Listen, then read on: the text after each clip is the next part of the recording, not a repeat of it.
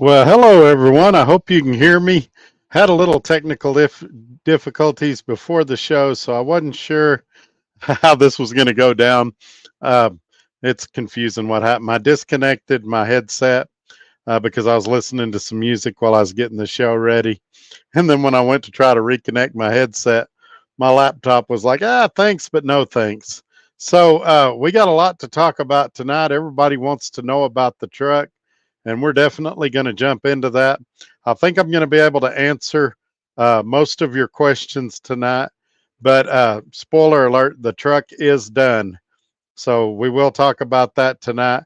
Before we do, I want to get to some of these comments. You guys have been waiting a long, long time. Also, want to say hi to our channel members, starting with the oldest and working our way to the newest. We've got Ramon, RGB, Snowman, Robbie Ross, Corey Oatley, John Toohey, and Midlife Trucker. I want to thank you all for being here tonight. And special shout out to the members. If you're interested in becoming a member, just look right below the video, and you'll see a little button. Click join, and then it'll tell you how to go about doing that. Also, while you're down there, give me a thumbs up. Share this video on your social media platforms. Make sure you're still subscribed. YouTube's sneaky about accidentally unsubscribing people accidentally. Anyway, enough of that. Also, if you click on the title, it'll drop down what they call the description. And there's a lot of great information there, like how to get a solar powered headset like I use. A lot of people have said it sounds good. It's the Modcom 1 Eco Pro. And if you use my referral code, I think it's Trucker Todd, all one word, small letters, you get 20% off, which turns it into a very competitively priced $200 headset. You guys might remember I worked really, really hard to get y'all that 20% discount. We negotiated for probably 2 months. So I hope you'll take advantage of those savings.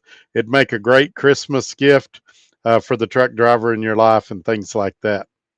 So, and if y'all buy enough of them, maybe I can talk them into giving me a few of them to give away on this channel. But we're going to have to sell a few of them before they're going to be interested in doing anything like that.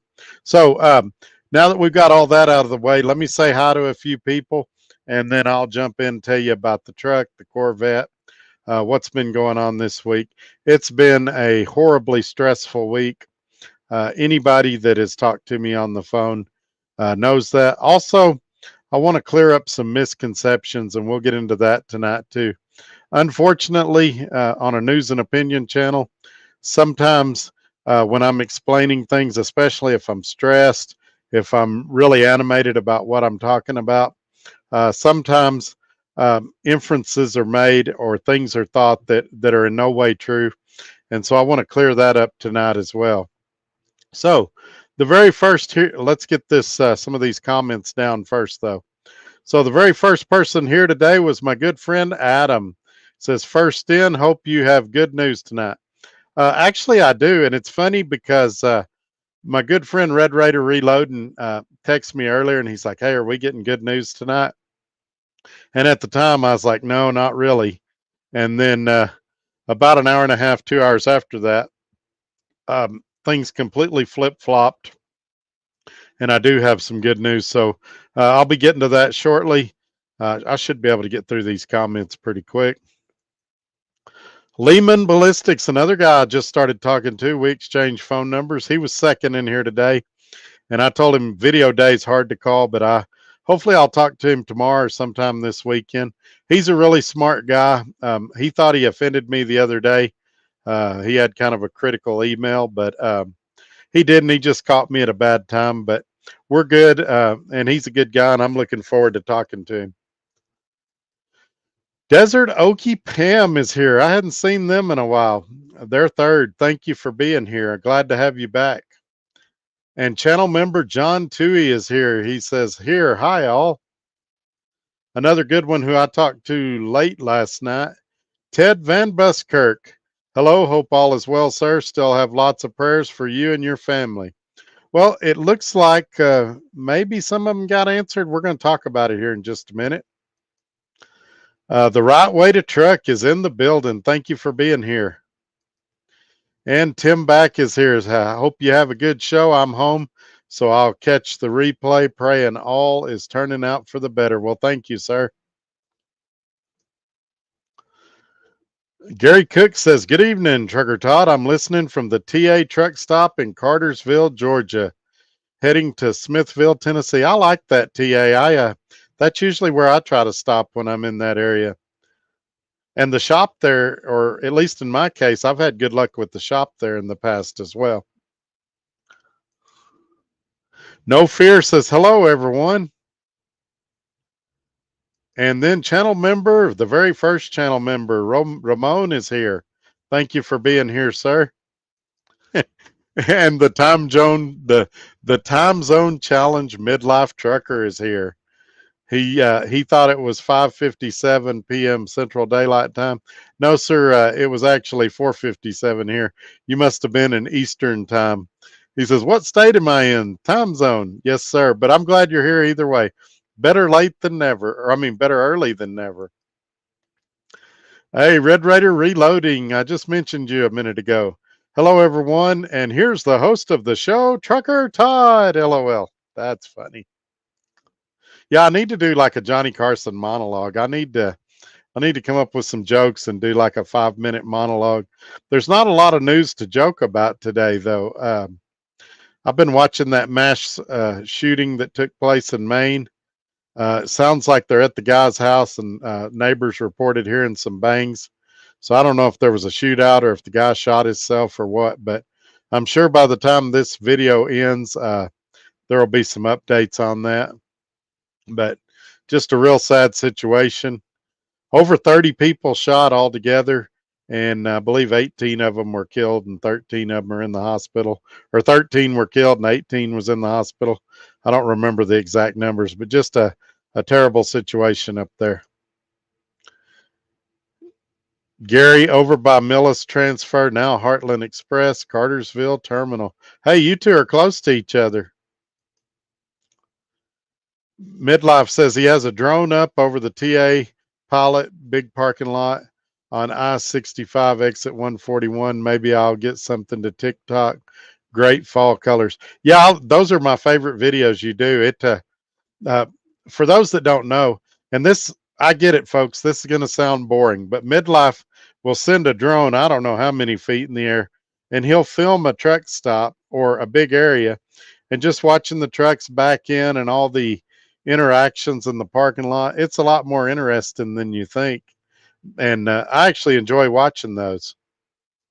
And one of these days, he's going to film one truck backing into another truck. Hopefully, it's not somebody backing into me. This Truckin' Life says, hey, thank you for being here. Midlife says, isn't technically. He's also a channel member. I forgot to mention that. And RTB Truckin' says, hey, Todd. Hey, thanks for being here, my friend. Now I'm going to get it right. Channel member Midlife Trucker says, isn't technical difficulties your middle name? Only on Tuesdays. We call it Technical Tuesdays. You ought to see my setup, and it's worse than the truck. But here I got 2 phones going. I got the laptop going. It's crazy. And this is a simple show. As the channel grows and as things get more complicated, I can only imagine what it's going to entail.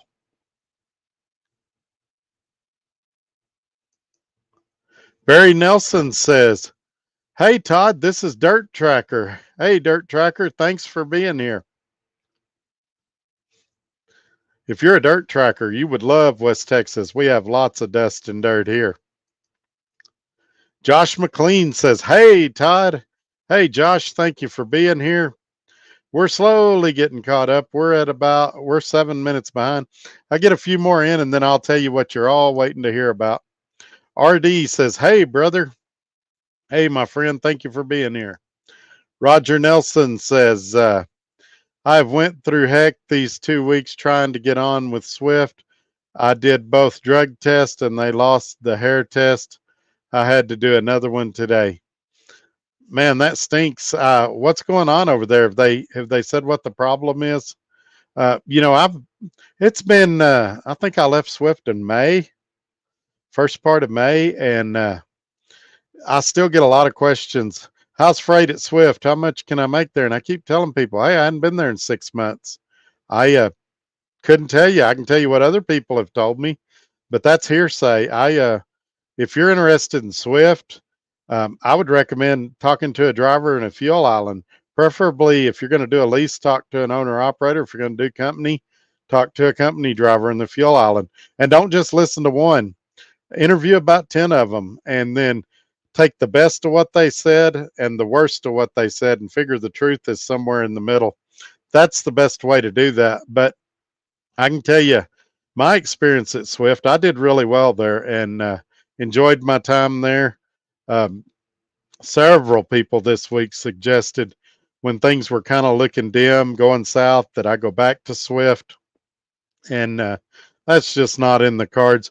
When I tell you about my interaction with Scott the last 2 days, you people are going to understand why, and that's going to be part of the discussion.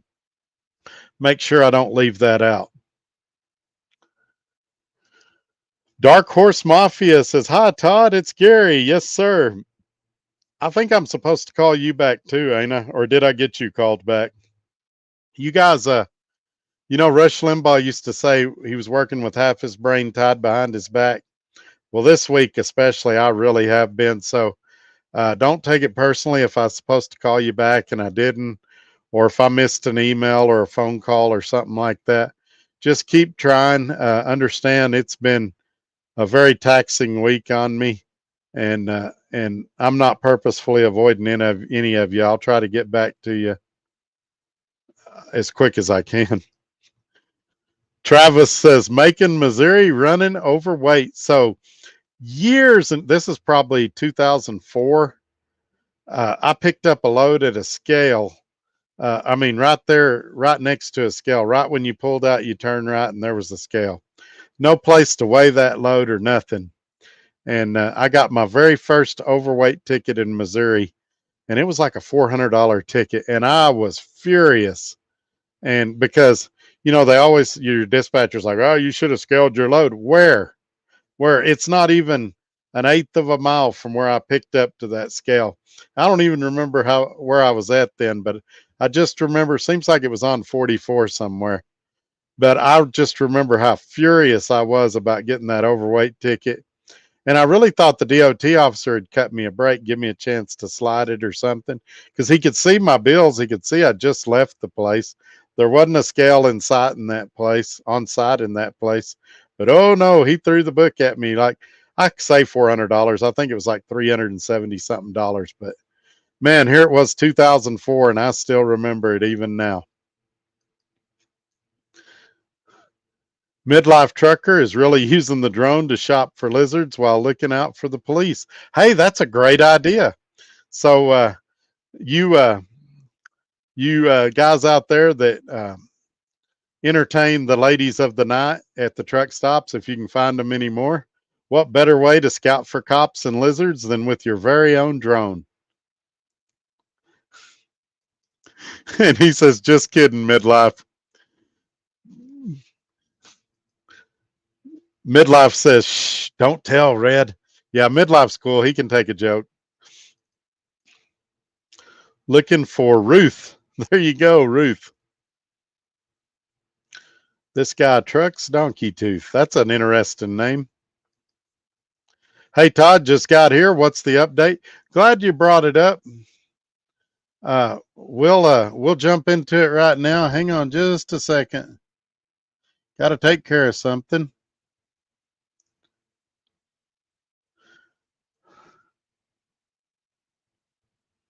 Oh, somebody beat me to it. You guys are a quick draw tonight.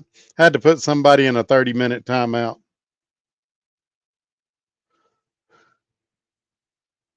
Let's get down here. He says, Indiana, you in here? I don't know if Indiana's here or not, my friend.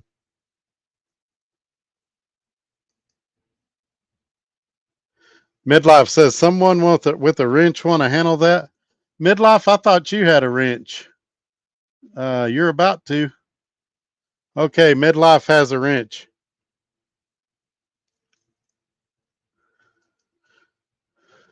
Shane Lee says, "Hey Todd, what do you think about Crete?" I used to be afraid of Crete because I heard that, and right after this question, we're going to jump into what's going on with the truck and the Corvette and all of that. I used to have kind of a negative opinion about Crete because of they always had the reputation of being a micromanager. I'd heard horrible stories about them, things like that. But recently, I've had a couple of viewers that worked there that they're very believable guys, and they've told me it's a great place to work. They're very happy there. When things were going really south this week, and I thought I might lose the truck or that Scott might cut me loose or something like that, I did take a look at Crete, and I would say they're slightly above average as far as lease purchases go. It's not the best one I've seen, but it's by far not the worst one I've seen. Living in Lubbock, it would be great for me because they have a lot of dedicated runs, things like that that run out of Lubbock, and so I wouldn't look down on anybody that went to work there for sure. I didn't get deep into it. I didn't do an application anywhere. The plan has always been to stay with Scott here at SRO Logistics, and as long as I can hang on to this truck, that's what I'm going to do. And I'll tell you something even Scott don't know. Uh, there was a couple of times this week when I thought I might lose the truck. Yesterday, me and the finance company had a very bloody war on the phone. And had I lost the truck, there was still a plan in place to get another truck and continue working for Scott. When I say I like working at SRO Logistics, it's not a lie. When I say that I do financially really well here, that's not a lie. But man, I really thought everything was going to collapse this week. Now let's talk about it. So, as far as the Corvette goes, I'm still waiting on that light switch. That's not a surprise. There's a slight possibility it'll get here tomorrow. If not, it should be here sometime Monday. It should go back together pretty quick after that. And then that car is going to get sold really quickly. I'm going to call my two buyers that are serious about it. And the first one that shows up with cash is fixing to get the deal of a lifetime. And there's also a dealership. There's actually two dealerships in Lubbock. One of them contacted my son when he saw it on Facebook. And another one we've kind of talked through intermediaries, let's call them. They're also going to get invited to buy the car. And there's going to be a focus on selling that car as quickly as possible. Reason being, today, about an hour and a half ago, I received an email. Now, this morning I received an email and they said, "Hey, Todd, parts hadn't come in. We're hoping to get them on Friday." So I thought, okay, they'll get the parts Friday. The truck will be ready Monday. Well, this afternoon, about an hour and a half ago, they emailed me, said, "Hey, truck's done." So I guess after they emailed me this morning, the parts came in for the truck, the remaining parts. They needed a couple more parts for the heater. They had to service it since it had been off for a while, since it had been broke. And they got it done. Everything's working. But the repair bill with everything has gone up like I thought it would, $49.70. Now, here's where we need to talk about some things. I could go get that truck right now. Uh, Several viewers have offered to help, and if I were to take them up on their offers to help and do some other things, I could go get the truck right now. Even Scott has expressed an interest in possibly participating. I have asked all of them not to at this point because it seems silly to borrow a bunch of money that I could pay back in 3 or 4 days. And even if I did it, let's say that I did that, that I took everybody's money, I went and got the truck. I'd have to be back here in 3 or 4 days, possibly as soon as tomorrow, to grab the Corvette, go sell it, all of that stuff. So it just made sense to wait until the Corvette gets finished. I told the shop I'll probably pick it up Monday or Tuesday. They're fine with that, and so that's that's the plan right now. It's sitting at the dealership. Work is completed, and they know that I'm going to pick it up early part of next week. So, what I want to say about that is, I know I've received some comments. A lot of people were kind of on Scott, saying that he should help, he should loan me the money. The first and foremost thing I want to say about that is, technically, it's not his responsibility, not even technically. We're two separate entities, two separate businesses. Any help that he would decide to do or not to do would totally be at his discretion. I'd also like to point out, at no point has he ever said, "No, Todd, I'm not helping you under any circumstances." The second thing I'd like to point out is that our company does not have a maintenance plan. We're treated like two true owner operators. You know, he doesn't take 15 cents a mile out of my check and put it in a savings account or something like that. It's my responsibility to save and my responsibility to take care of repairs. Now, having said that, he is a good guy, just like I've told you. And so he would be willing to have a discussion with me, but there's no way a company of his size could risk, and it's a risk. There's no way a company his size could risk $49.70 in repairs. I mean, anything could happen. He could loan me that money. I could go 50 miles down the road and the transmission go out. And I've got a warranty for that, but still I'm going to be down, and there's still going to be some fees associated with that. And then I'm back again. Hey, I know you just loaned me $5,000, but I'm still broke recovering from this repair. Could you loan me another $1,000? See what I mean? And then I'm like, screw it, I'll never get out of the hole. I quit. And so that's why he can't do it. And you and I know my character, and you know I wouldn't do him that way. But he might or might not know that. I mean, he's got a lot of drivers, and like I said, it's not really his responsibility. But I think when we're talking about this, and a lot of it was company drivers saying this, some of it was owner operators that are in lease purchases. I mean, this truck's mine. It's not affiliated with him in any way other than running under his authority. So I did want to clarify that he's expressed an interest in discussing it, but it's not his responsibility. And he has called me multiple times, not checking up on me. Hey, you need to get back to work, but hey, are you okay? How's it going? Have you heard anything? Those type of things. So he's been great. Now I want to talk about the second part of that. Viewers. I had 3 people this week offer to send me money and substantial amounts, 1,000 plus, that only one of them had ever met me in person. And so, I mean, I appreciate the trust that y'all put in me. I really do. But you know, at this point, I just felt like I didn't want to obligate myself to you guys that way yet. If I can take care of it myself, and I didn't want to put y'all in a bind. I mean, sending $1,000 is hard on any family in this economy right now, especially if you're a truck driver.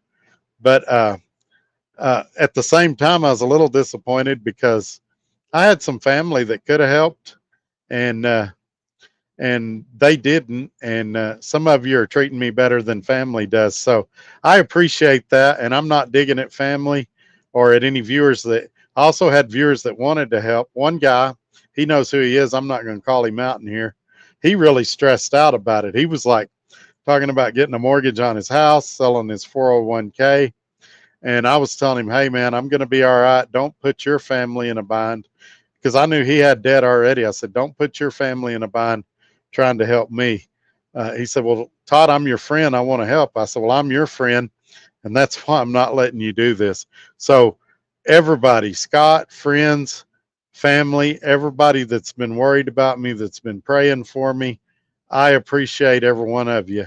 Now, if something comes up and Monday they go, hey, Corvette part ain't coming, it's going to be another week or two, then I might have my back against the wall, and I might have to call some of you and say, hey, is that offer still stand? But I certainly don't want to put stress on friendships like that unless it's the nuclear option and I don't have any more choices. But that's something I really wanted to say is you know, he's a good guy, he really is, and I hope he didn't get a bad rap for my personal problems or my personal stresses. And I think we're good. He and I text back and forth today, and I think we're in a good place right now. I just need him to not give up on me. This has got to be stressful for him too. Dark Horse says, "No, I know you're busy. It's all right, man. You're a friend, and I try to get to everybody on here, but here lately my mind's been just overwhelmed, and you know how it is when you get stressed to the point that you just freeze and you don't know what to do. That's where I've been, and I think you can see today my demeanor's a little better, my attitude's a little better because I can sort of see how this is all going to play out now. This guy Trucks is kind of funny. Good stories. Yeah, he's pretty good. I say that, and I'll probably see a video that he did on me later or something. But yeah, there's a lot of good YouTubers, and we're all just different enough that if you don't like my style or you don't like their style, hopefully there's somebody for everybody. And if you can't find anybody, consider starting your own YouTube channel. Oh, I've had a lot of people tell me um, I've inspired them to start their own YouTube channel, and then they'll make 3 or 4 videos and quit. You got to stick with it. It's a grind, and it takes a long time. Unless you're, well, I'm not going to say unless what, but some people, launch from day one, but most people, it takes a little time. If anyone is thinking about parking on the on and off ramps at rest areas in Pennsylvania, DOT will issue tickets. It's on I-80, 4 a.m. The early bird gets paid. All right. Well, that's nice to know, Ronald. Thank you. So if you're on I-80 in Pennsylvania, don't do it. Midlife Trucker channel member says a big key with Crete is the fuel surcharge and the fuel discount combined. If you follow their fueling recommendations, they guarantee you won't pay over a certain amount for fuel. Yeah, at Swift, and people have argued with me. I can show you the settlements. There was many, many weeks that my fuel surcharge, especially when fuel shot way up, my fuel surcharge not only paid for my fuel, but I'd make $100 and $150 profit off of it. So yeah, it's buying your fuel, especially if you've got a good discount card like the ES Advantage card that I mentioned in my description of my video, or even Mudflap. I've also got that link in there. They'll give you $10 worth of free fuel. A lot of times it's got some cheap fuel, and your company fuel card, depending on what company you work for, some of those have great discounts. But if you use all the tools that are available to you, all the apps that are available to you now, you can actually profit off of your fuel surcharge if you just play your cards right. Hey, channel member Robbie Ross. Hey, Todd. Hello from our favorite shop in Lancaster. Yeah, my good buddies over there. Tell them Trucker Todd said hi, and they'll probably throw you out. Those guys do not like me. I will guarantee you if we ever start a Trucker Todd fan club, it will not be headquartered at that shop. Anyway, I think the CEO of that company is supposed to be in there tomorrow. He mentioned in his video today something about that shop, and he's having trouble at my second favorite shop, which is in Ellenwood, Georgia. And so hopefully you guys can recognize the sarcasm in that. Now, having said that, the one in Ellenwood especially, they've got a different shop manager now, so maybe it's better than it was when I was there. But in his video today, he was saying that all their shops are really backed up right now. Truck is done rolling Monday. Probably not Monday, probably Wednesday or Thursday if I was guessing. I really can't tell. It's going to depend on how quick they get the Corvette back together. And then once I go out, I'll plan to stay out till probably the first week in December. Might pass through for Thanksgiving for a day or two, but I'll probably work till the first or second week in December, and then take some more time off because it's usually dead right before Christmas anyway, and the roads suck and everything else. Traffic's horrible, so I usually just go home around that time. Did PACCAR find wrongdoing? They are still investigating right now, is my understanding. And I'm still working on it as well. So the final invoice I got today was 49.70, and we'll see if it comes off any of that. It's possible that it may not come off of that, but then when the dust settles and the war is over, I get a refund or a credit on a future breakdown or something like that. I got a feeling PACCAR is going to make it right before it's all said and done with. Go drive for James Best, says Southbound. Um, everybody asks me about James Best, and I've probably seen less than 3 minutes of video with him in it. Never talked to him on the phone, never had a text message with him. Don't know anything good or bad about him. Uh, I do got a guy that I know that is a huge fan of James Best, and he went to Matt's hoping that James Best would be there. And he asked me, he said, "Hey, if we see James Best, will you take a picture of us together?" I said, "Yeah, if we see James Best, I'll take a picture of y'all together, provided James Best is okay with it." But I don't know him, don't know anything good or bad about him. I know I think Tim, uh, Jason's friend Tim, went to work for him and is driving team for him now, or that's what I think's going on. I don't follow that circle too much. I really don't know. So I wouldn't be considering James Best, not because he's a good or bad guy, but just because I don't know anything about him. Now, on the other hand, DIY Semi made me an offer the other day, and if things went south to where I lost my truck or couldn't work for Scott for whatever reason, then I would certainly look at that. Or if DIY said, "Hey, I had a truck and I lost mine," and he'd let me lease it on to Scott, then maybe there's a deal there. DIY, while I've never met him personally, I don't think we've ever talked on the phone. He's been very supportive of the channel, said a lot of nice things about me on air. So I'd be more inclined to go that way. But right now, I think I'll have the truck back. It's done right now. I think I'll have the money together probably by Tuesday, Wednesday at the latest. And then I'm going to be back on the road as quick as possible. The great thing about SRO Logistics is they pay you after every load. They say 48 hours, but in all truthfulness, if you scan your trips on time, you usually get it the next day. But they say 48 hours.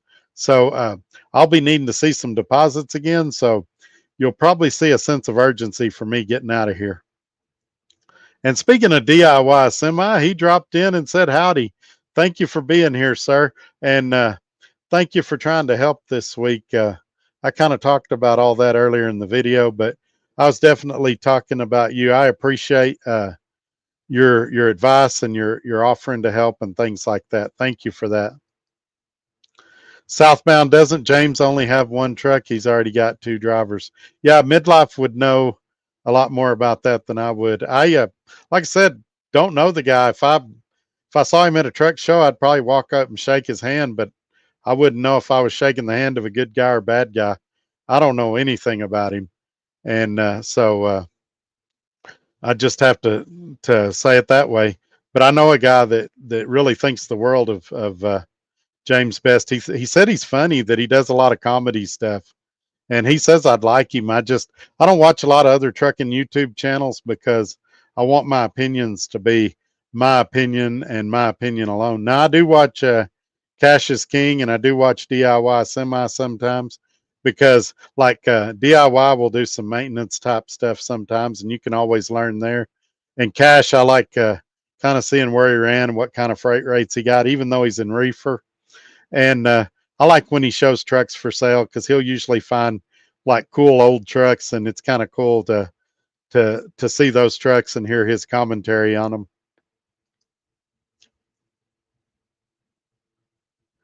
Where's Trucker's Roach? I don't know. Hadn't talked to him. Did they adjust that labor? No, I think that's still being worked out. And there's I had told them because when they messaged me this morning, they said, "Hey, the parts didn't come in. It's going to be tomorrow." I said, "Well, that's going to work out good because tomorrow's Friday. By the time y'all get it fixed, it'll be Monday." I said, "It's probably going to be, Tuesday or Wednesday before I can get over there anyway." They said, "That's fine. Take your time. We understand." And then this afternoon they hit me with, "It's done." I said, "Well, it's still going to be next week, but uh, yeah, that's where we're at on that." So we've got a request for the piano. My throat's a little sore, so I'm probably not going to sing at the piano tonight. But let me move to the living room so y'all can enjoy my nice house. In this economy, we should all be living in a house like this. And there's my piano, by the way. Fireplace. It's supposed to be really cold here tomorrow. They're even talking about potential for snow later this week. I say later this week. Tomorrow's Friday, but they always say that, and it never happens. But if it does, we'll fire up the fireplace. So no, I hadn't sold the piano yet. Gary Cook, the YouTubers that gets lots of views from the start are the ones with. Yeah, I'm sure that's true. I was thinking along those lines. I wasn't going to say it that way, midlife, but I can say that it's the same thing on if you watch a newscast or the Weather Channel. Typically, the host the host is usually an older male with gray hair. That's supposed to instill trust, and then it's a young girl that probably just graduated college, and that's stereotypically the eye candy. Now, I'm not saying they're not qualified. I'm not saying they're not good, but same thing with TV shows. Typically, the stars are are attractive, physically fit, things like that. But in trucking, on these trucking channels, the good looking people are me and Cash is King. And speaking of Cash is King, here he is now. He says, "Hey, now, thank you for being here, sir." Gregory Spears says, "What's up? Not much, man. They got the truck done today, and I'm going to pick it up first part of next week. I'm still scraping my pennies together, looking in my couch cushions, all of that stuff. Found $3 in the piano today, so we're getting closer." Abandon says, "Evening, everyone. Good evening." And channel member Robbie Ross says, "His meeting, from what I guess, is Zoom call. He has been home heading to many. Yep. That's correct." And you said he poked his eye on a stick or something and was wearing a patch over his eye. I don't know if you caught that or not. Sound like he had a pretty rough day too. But he did mention something about the shop that you're at, so maybe he's just talking to him on the phone or something. Ronald says, "Todd, where's your company that you're leased on to? So what kind of freight does the company tend to? I realize you must have mentioned it, but I just come across the live feed."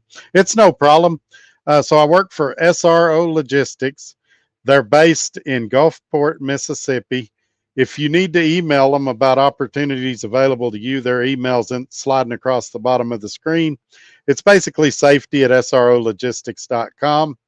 And it's spot market freight, book your own loads, self dispatch. So for the most part, he doesn't want us hauling hazmat, going to California or Oregon or Canada. And other than that, he's pretty easy to deal with. He doesn't have all of the alcohol permits. So if you're doing beer loads, you've got to make sure that it's in a state that he's good with you to haul alcohol through or pick up in. But it's a very relaxed environment as long as you're not doing anything stupid. If you know how to run a logbook, You know how to run legal, pre-trip, post-trip your truck. He's going to leave you alone. He's going to call you a couple times a week, ask you how you're doing, if you need anything. But he treats you like an adult. You're not getting micromanaged. There's uh, there's no dispatcher. It's all self-dispatch. He has 3 different pay models, and you pick which one you want. The first one's a 75-25. The second one's an 80-20. And the third one is an 82-18. I'm on the 80-20, and it's by far been the best job I've ever had. Is it perfect? No, but it's pretty close. Would I change anything if I owned the company? Sure, I'm sure everybody would. I'm not sure what I'd change. I'd probably have to get really nitpicky and get in the weeds. I can think of one very, very, very minor thing, but I understand why he doesn't do it, and it's not a deal breaker. Actually, I can think of 2 very, very minor things, but you're going to have that at any company. Uh, I'm afraid now that I said that, he's going to call me tomorrow and say, "What would those 2 things be there, Todd?" But no, it's so minor that it's not even worth mentioning.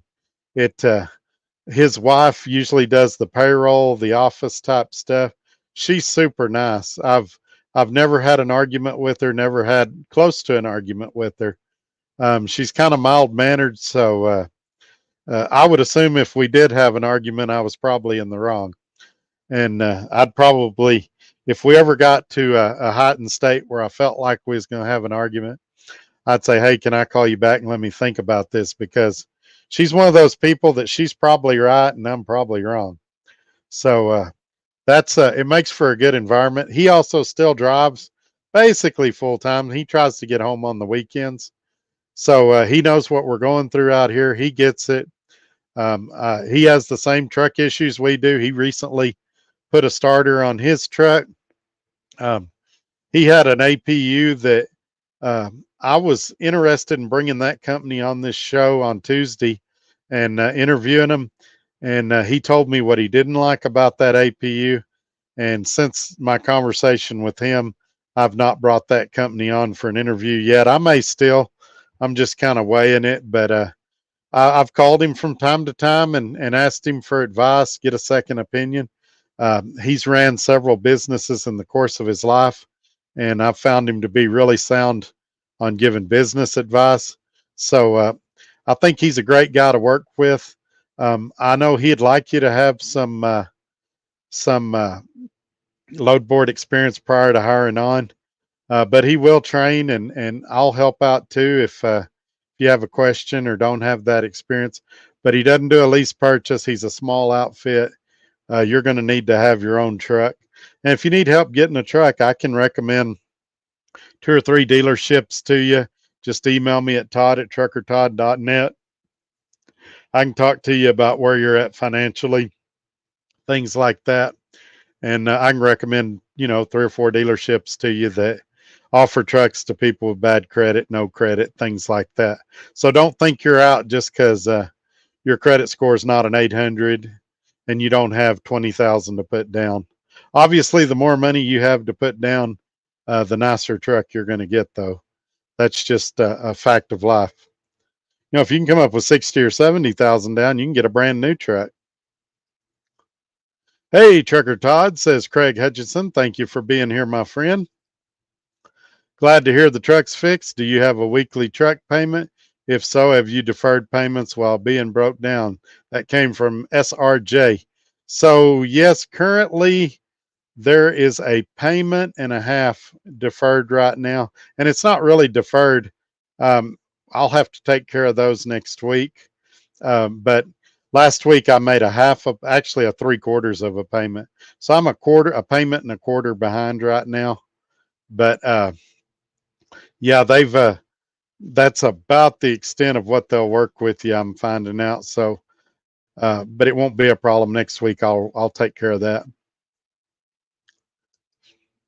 Checking in and checking out. Stop for a soda pop and back on the road. Good talking to you earlier. Everyone have a great night and be safe. Yes, sir, Mr. Roger Berry. Holler at me tomorrow. We'll talk some more. Is the lease program with Swift a good idea? I'm just wondering. I've applied and I start Monday. This is one of those questions that's tough for me to answer for a whole host of reasons. Obviously, in most cases, and everybody's situation's different. I'm going to take your comment off so they can see the website, but I'll still talk about it. So some of it's going to depend on who your dispatcher is. Some of it's going to depend on the truck you get. Let's face it, some of it's luck of the draw. You can do a dyno, you can do an oil sample, you can have your mechanic crawl all over the truck and still miss something. Obviously, those reduce the odds of something being wrong, but you could come out of the gate and have truck problems. The first 30 days, Swift, or they did when I was there. Keep in mind, all the information I'm giving you now is 6 months old. But for the first 30 days, if anything went wrong, they would take care of you, unless it was driver error. If you hit a curb and blew out a tire, then the tire's on you. But if you had a tire that went bad because the cord started separating or something like that, they would generally take care of you. Alternator, stuff like that. So that part of it's great. The problem is it depends on freight. Freight has changed, not just at Swift, but everywhere since 6 months ago. And so 6 months ago, I did very, very well there. And I still think you could do decent there. Some of it's going to depend on your dispatcher. Some of it's going to depend on how you run your truck, what loads you take. But I mean, right now, everybody's experiencing a market slowdown. Truck payments, that's a big deal. People think, 12 or 1300 a week's nothing. And it's true. You can make money at 12 or 1300 a week truck payment until you break down. You have a situation like I've got right now where your truck breaks down for 3 weeks and man, you come back out and you're $5,000 in the hole. And maybe you can get IEL to finance that out. Maybe you can't. And you break down on the road and you got hotel and food and all that. You could easily sink pretty quick. So that's why I say when you start these leases, it's always a good idea to have some money saved up, $5,000 or $10,000. If you're not sure about the company, maybe start off as a company driver for a few months. Get used to their system, see how it works, because the owner operators over there pull the same freight that the company drivers do for the most part. They've got some dedicated accounts and stuff for company drivers, but I'm talking about solo over the road freight right now. So the people there were pretty good to me. I don't really have a lot of negative to say about them.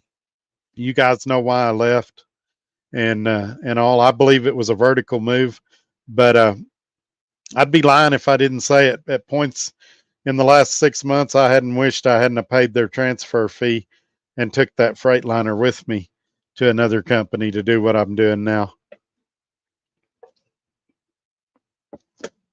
But I'm not real big on any lease purchase right now, just because of the way the rates are right now.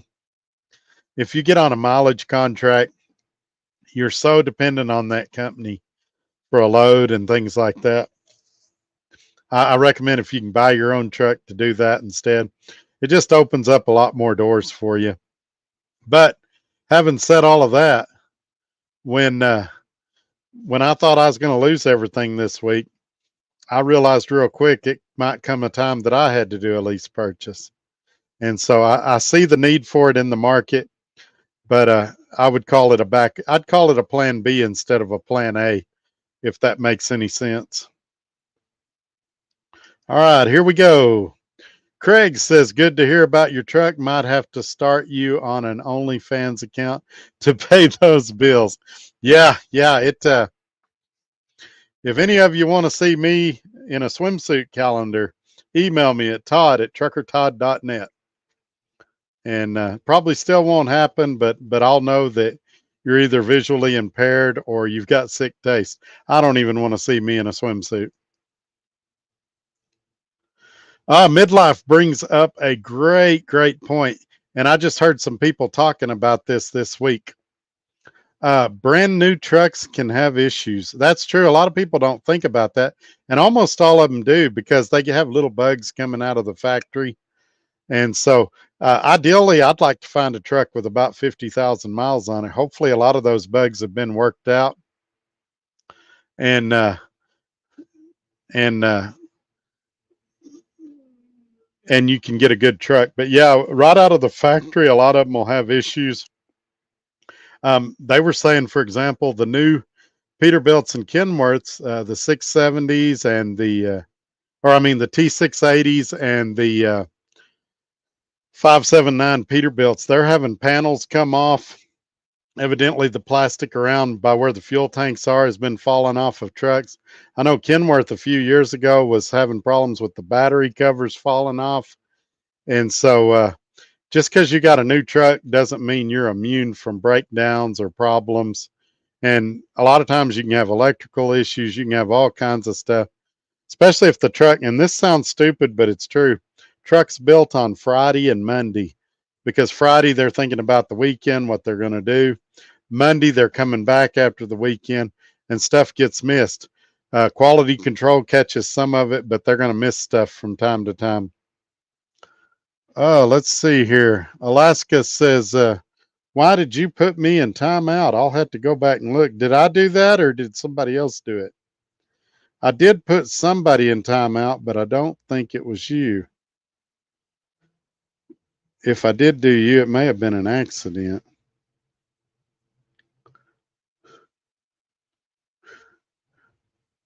Yeah, I did do it.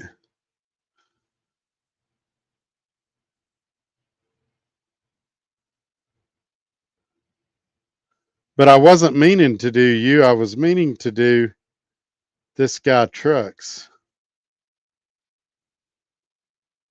So I'm sorry about that, Alaska. It was not meant for you. It looks like somebody else put you in timeout, and it looks like I did by accident.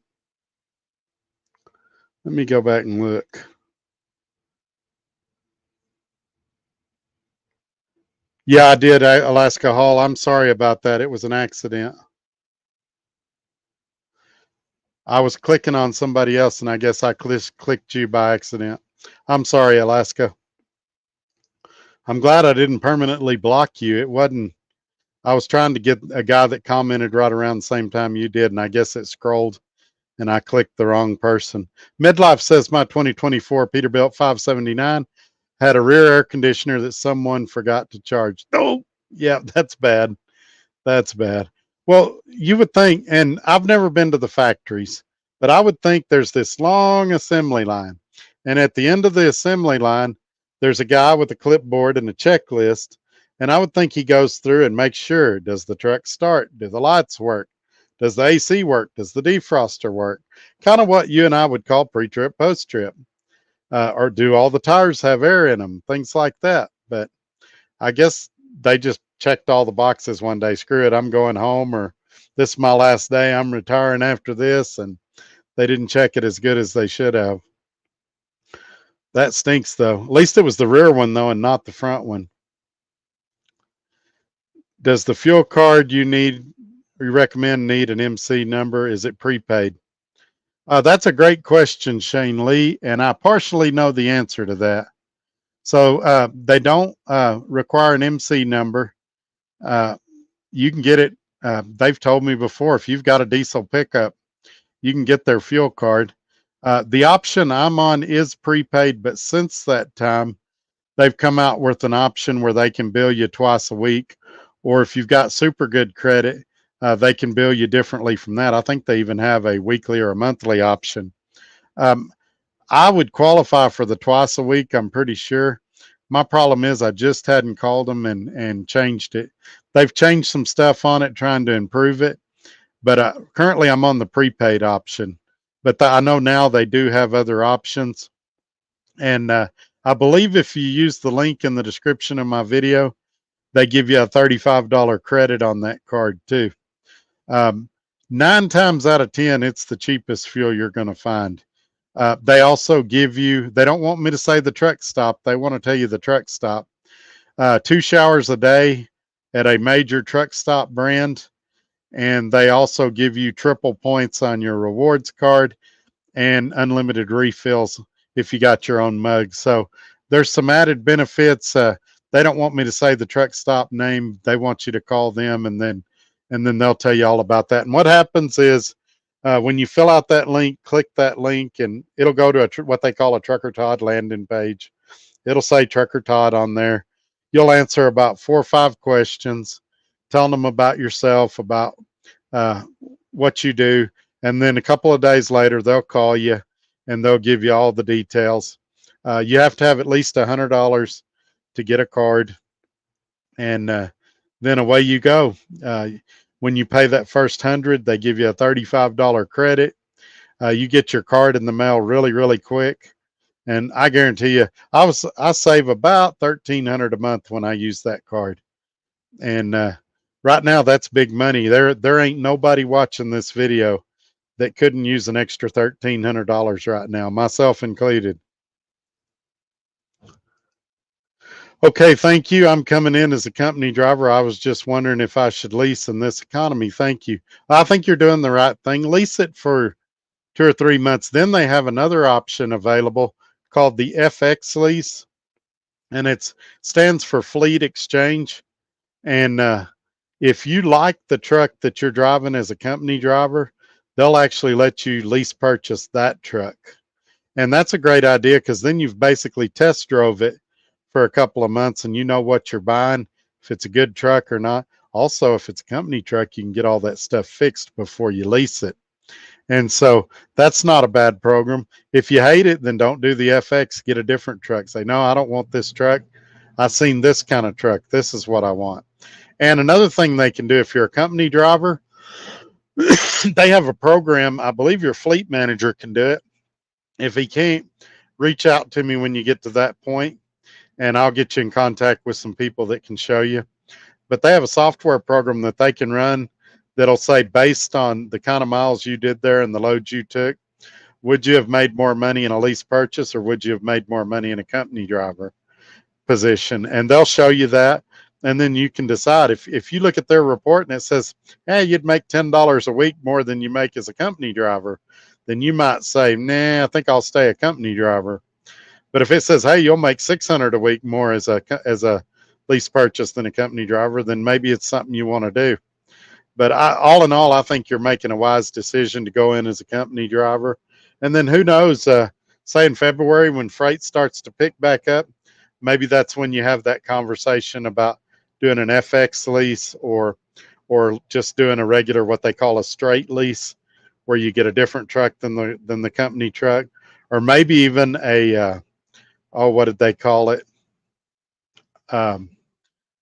MRP lease. I'm not a big fan of the MRP lease. I got a lot of reasons for it, but for some people it works good. I'd probably do either the FX or the straight lease. But they'll go over all that with you when you're ready to make that decision. And it gives you time to save up money as a company driver, so that when you make that jump, you're not behind the 8 ball like I kind of am right now, but I'm going to be all right. A mileage contract for an owner operator is simply the Titanic sinking, always percentage. I don't know, because when I went to Swift, I was making about 30 cents a mile more than what I would make had I run the spot market during that time. So there's times when a mileage contract's actually a good deal. And you say, well, why is that, Todd? Well, let's look at my current deal, 80-20 split. And then you take, let me get the average rate right now.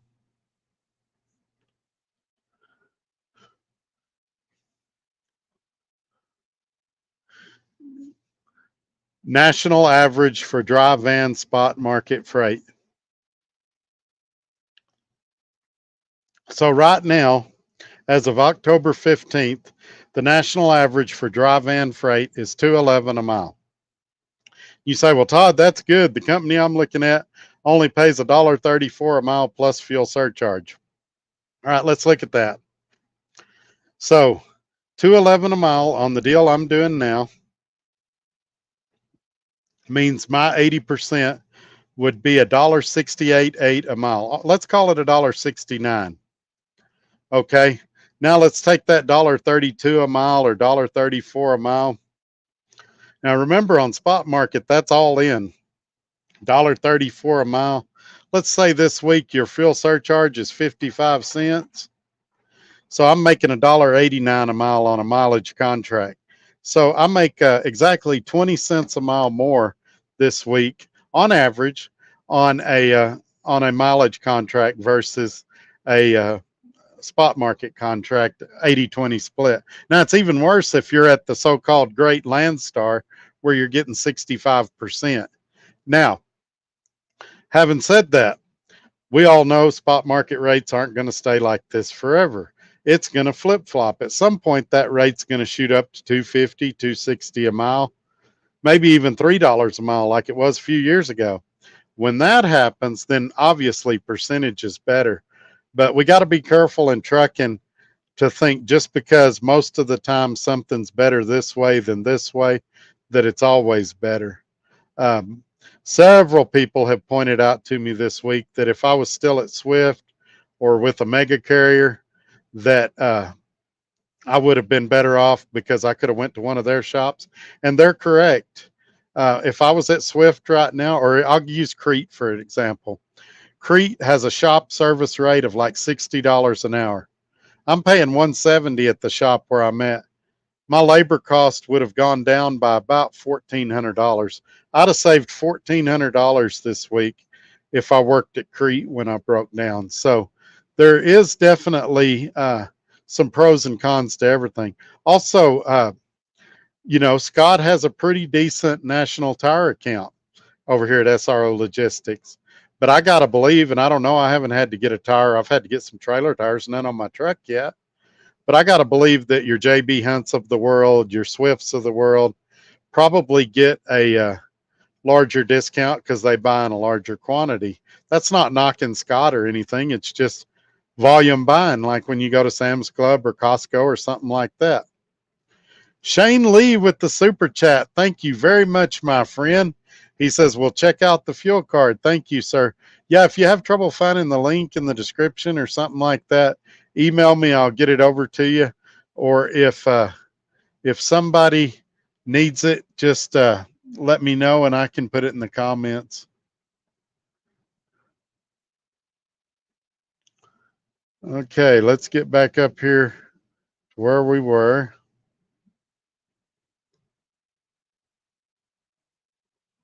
All right. Craig Hutchinson says, I'm glad your truck is fixed. I'm sure that relieves some stress. Yeah, I think you can see it in my face tonight. I'm a lot more jovial and a lot more upbeat than I was in the previous videos. Ramon says, you need that truck that I show you, the 86 K100 425 Cat 13 speed. Honestly, I'd love to have that truck. But since I'm running under someone else's authority, I'd have to get Scott to approve it. And if I bought a truck like that, I'd want to have, $25,000, $30,000 in savings, because older trucks, no matter how cool they are, they're going to have stuff go, and you're going to have more downtime a lot of times because it's harder to find parts. But I love those old trucks.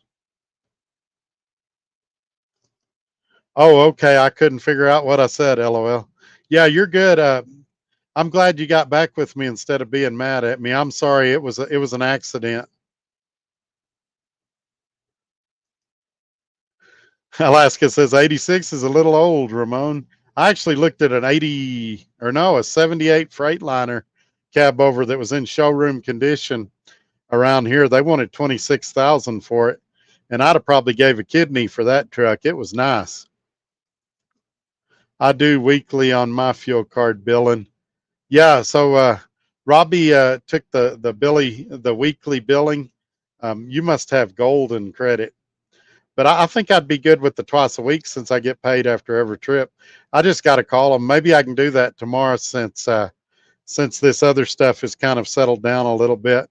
What would happen is I'd wake up every morning about 7:30 or 8, and until about 9 or 10 o'clock at night, I'd be on the phone constantly if I wasn't cutting videos or doing live streams or something like that. Just one call after another, one email after another.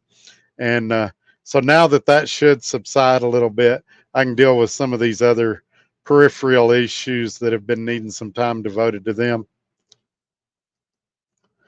Does the card only work for diesel? The showers and refills at the yellow place would be worth it if they did gasoline. Yeah, no gasoline, unfortunately. Diesel only. You can put your DEF on there, uh, and so you can do that.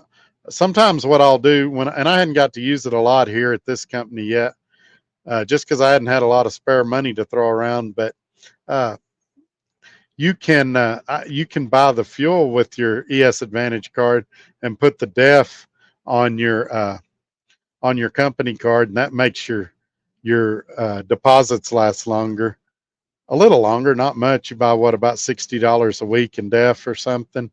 But yeah, no gasoline, just diesel and DEF if you want to. They used to let you use it like a debit card too, and they cut that out. They had so much fraud and people getting their cards stolen and stuff that they cut off the credit card feature on there. And I don't know if they've reactivated that for anybody yet or not. I hadn't even asked. Like I said, I got a lot of stuff I need to call them about. And I may bring them on the show to talk about that card at some point. They also do truck insurance if you guys are interested in that. But I've got my truck insurance through OIDA. Alaska, those trucks run forever. Yeah, one thing I heard Cassius King talk about one day, though, was just the difference in fuel economy. A lot of those old trucks will get, 4 or 5 miles a gallon, and a new one will get, 8 or 9 miles a gallon. There were some guys at Swift that were getting over 10 miles a gallon. And so it just depends on the truck and your expenses and things like that. Your insurance is cheaper because you're not insuring $180,000, $190,000 truck. You're insuring a $25,000 or $50,000 truck. So, I mean, there's some pros and cons to anything you do, but I thought that was an interesting video that Cassius King did talking about that. I have no reason to bitch. That truck stop just raised its showers to $17. Yeah, isn't that crazy?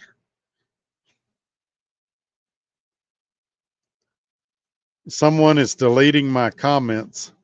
That's supposed to be impossible because you're a moderator.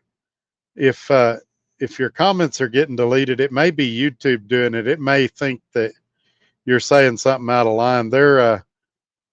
That would be it, or it could be an internet problem. But as a moderator, you're supposed to be semi-protected. I think I'm the only one that can do it, and I'm not deleting you. It is possible too that I just missed your comment. So if you said something and I didn't respond, put it back up.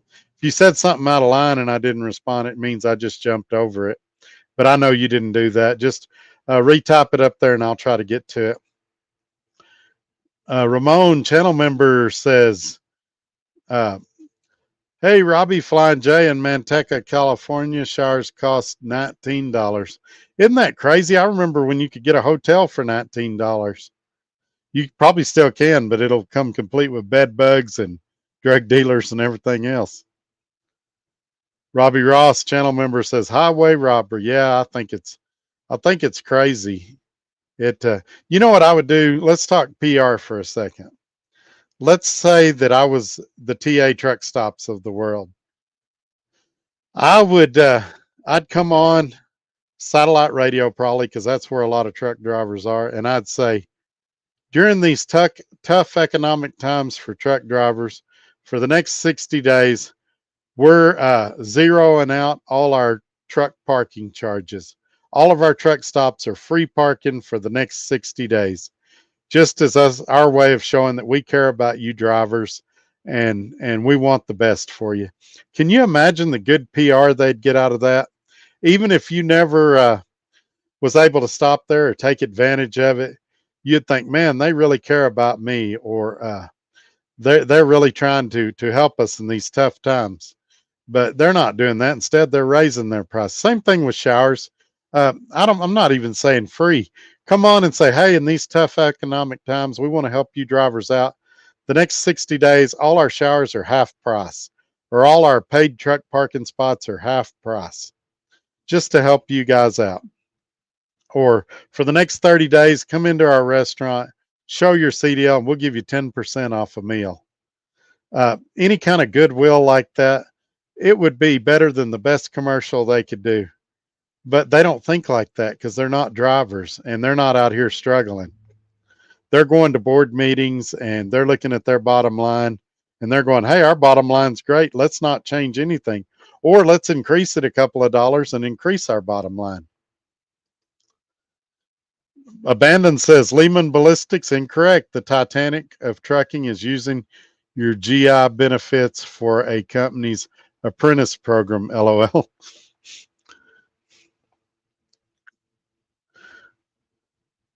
Well, and you guys know that I love our military, but I'm trying to think why these companies are so drawn to military. And the obvious reason is discipline.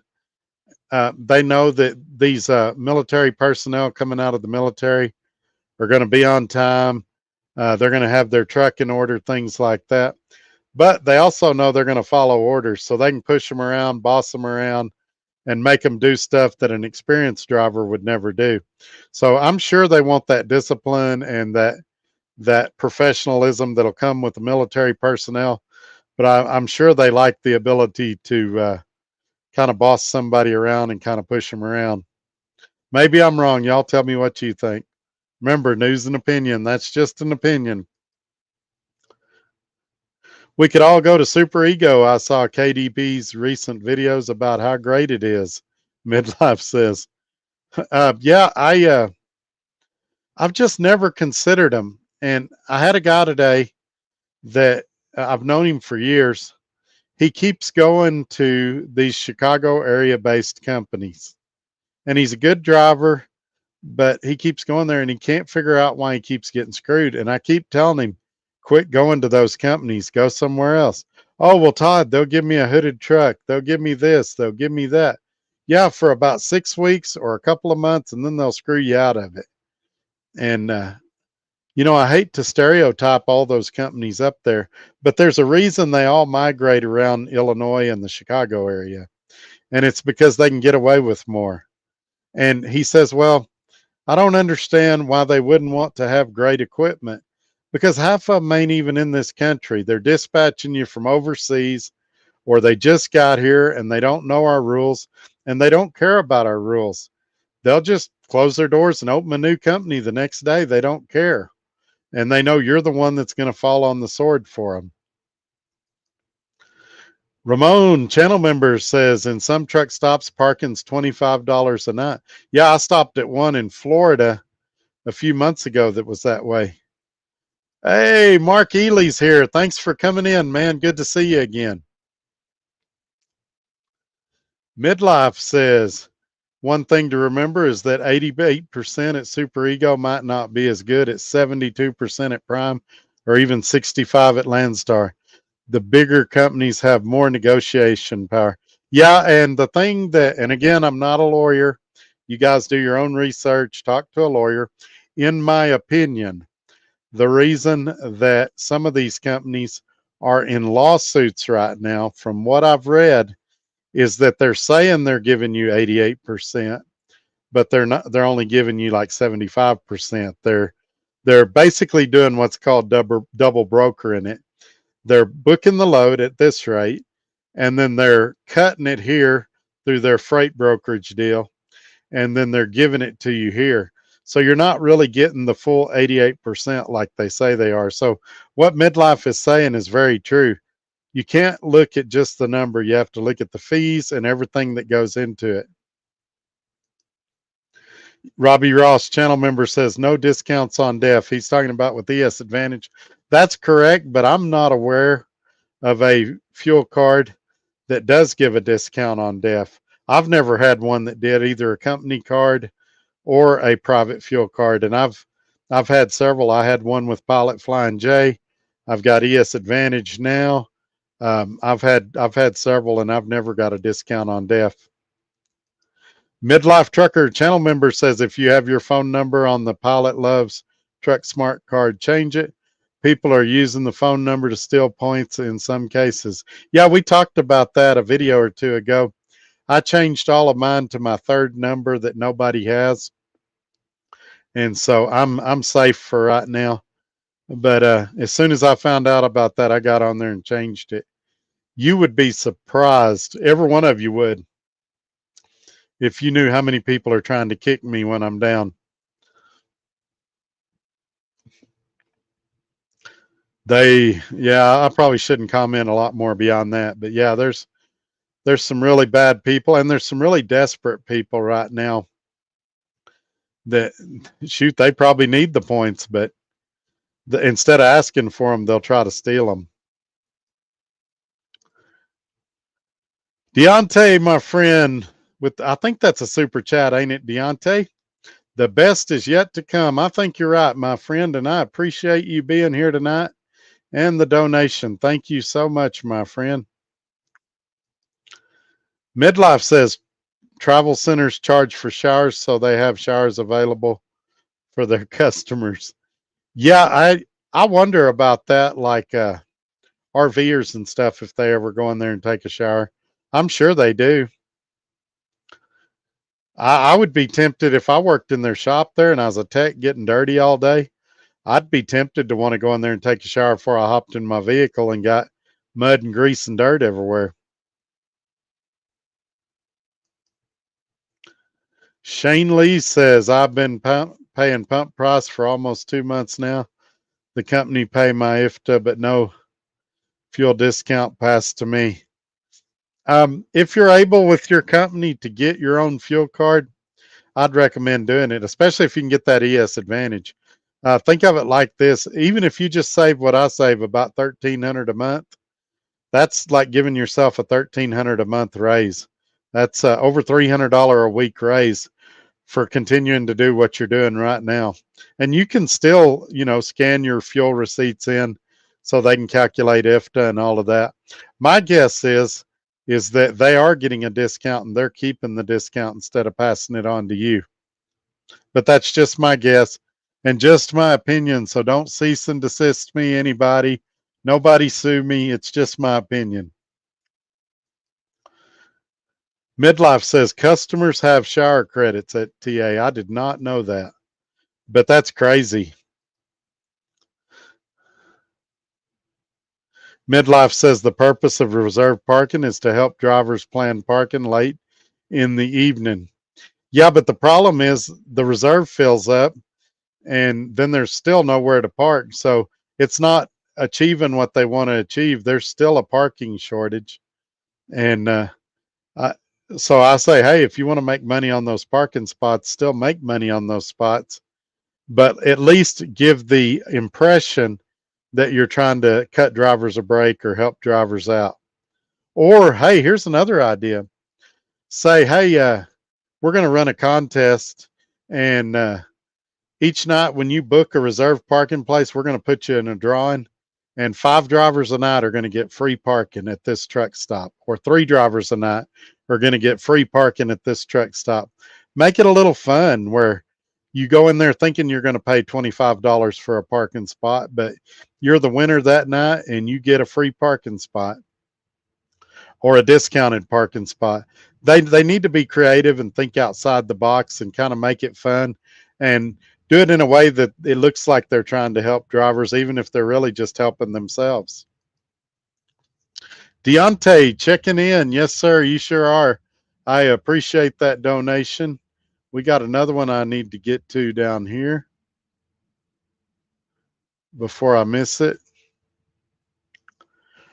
Channel member and good friend Robbie Ross. Let's go Diamondbacks in the World Series. Let's go Cowboys. Yes, sir. Thank you for that. I appreciate it, and I agree completely. Come on, Dak. Don't throw no interceptions this week.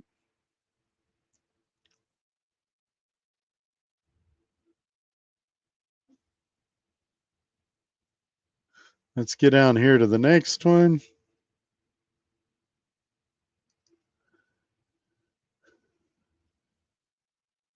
It was Russell. I missed Russell. Wait, let's see here.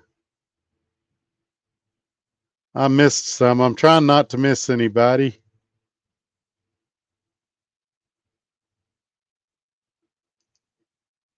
I have a couple of friends, says channel member Ramon, that have a 5-gallon bucket behind the sleeper. Yes, sir. I actually keep one inside the truck on the top bunk, and I use it. If I have to sweep out my trailer, I sweep my trash in there and then go dump it in the trash can. I also use it. This is something weird. I use it for. I turn it upside down and I sit on it when I'm checking my tire pressures on my truck, so I don't have to get on my knees and get dirty on that urine stained parking lot or nothing like that. So, yeah, I have a 5-gallon bucket in my truck as well.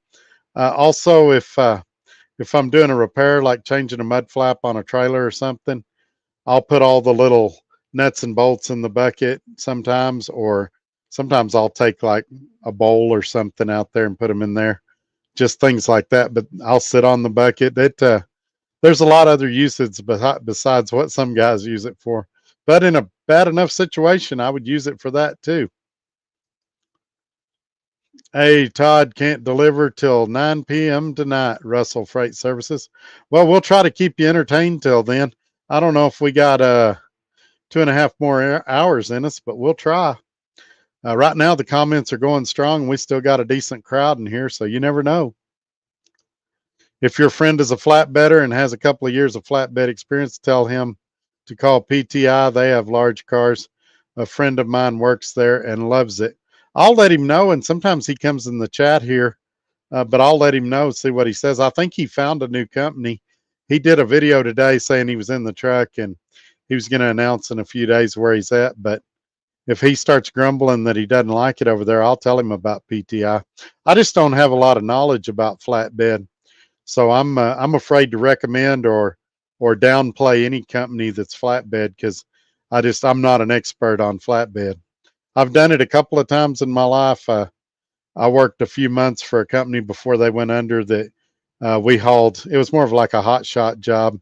We hauled jet skis and motorcycles and stuff across the country and delivered them to people's houses and stuff. But after I worked there a few months, they went belly up.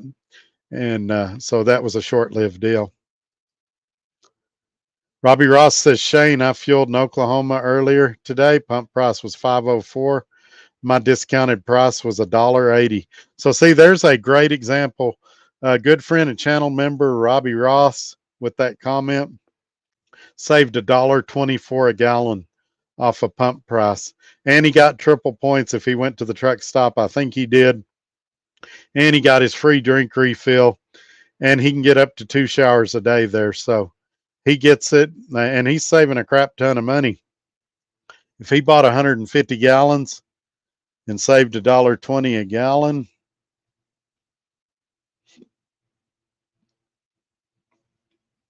he saved $180 on that tank of fuel.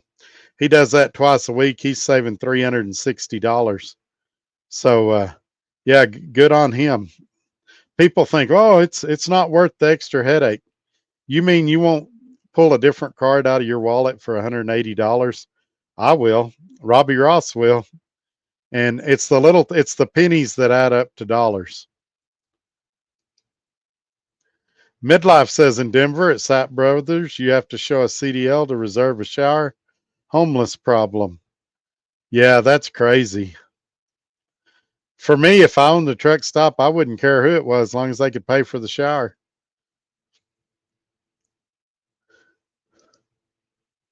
Red Raider Reloading says you may have people that are hoping for your failure. Then you have those that will do what they can to make sure you succeed. That is absolutely true, Red Raider. This week, to use an old cliche, I found out who my friends were.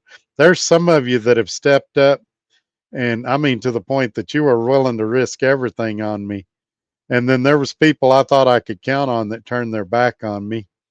And so it's kind of opened my eyes up a lot this week. There is definitely a crowd out there that hopes I fail. They've been there, I won't say from the beginning of this channel, but since we got notoriety, recognition, things like that. And there's a lot of them watching, hoping this will be the day that I fall on my face. I actually thought this would be the week I would fail. And it used to be my biggest fear. I've come to terms with it. and I'm okay with it now. But uh, it made me really, really grateful for those of you that have been so supportive, even those that didn't make an offer, those that just prayed for me. And it honestly made me feel sorry for those that they're so miserable in their lives that they're hoping other people fail. They want other people to be just as miserable as they are. And so, yeah, a lot of people have gave me encouraging words. A lot of people have shot me down, and I mentioned this earlier in the video. Lehman sent me an email, and it wasn't critical really, but it was saying, "Hey, have you considered this? Have you considered that?" And I took it bad because all day people had been shooting me down, telling me how stupid I was, how I should have known I was going to fail, how I should have never done it, and and he wasn't saying that. He was just saying, "Hey, before you go any deeper, think about A, B, and C." I think he gave me about 7 points. And I kind of bit his head off a little bit, and then he kind of apologized. And I realized I reread my comment and I realized how it sounded. I told him, "I'm sorry, man. If you could see the emails and comments I get every day, I'm a little sensitive to this stuff, and sometimes I jump and react before I should." And as a result of that, he accepted my apology. I accepted his. We exchanged phone numbers. I said, "Hey, I'm probably not going to be able to call you on Thursday, but let's get together Friday and have a discussion and talk and go from there." So yeah, it's a definitely been an eye-opening week, and quite honestly, it's told me a lot about Scott and SRO Logistics, positive things. It's basically no surprises there. It's just kind of reaffirmed what I already knew about him, what I already suspected about him. And like I said, as far as I know, I think we're in a good place right now. I think there was a moment of uncertainty when we didn't know where the truck was going to end up or how it was going to end up. And now I've got a few more obstacles I've got to jump. But as long as I jump those obstacles, I'm going to be back out here and everything's going to be fine. And I'll be making videos from the truck again here very soon. Channel member Ramon says, "I'm glad you have your truck fixed. Keep on trucking. Have a good night to all. I'm in the chat. Be safe. God bless all of you and me too." Well, thank you, sir. I appreciate that. Deontay says, "Falcons rise up." There you go. I hadn't been following the Falcons this season. How are they doing? Channel member Midlife says, "You don't start looking for reserve parking when you're running out of the clock. I book my reserve usually in the morning. Pilot Flying J has drawings and free stuff in the app."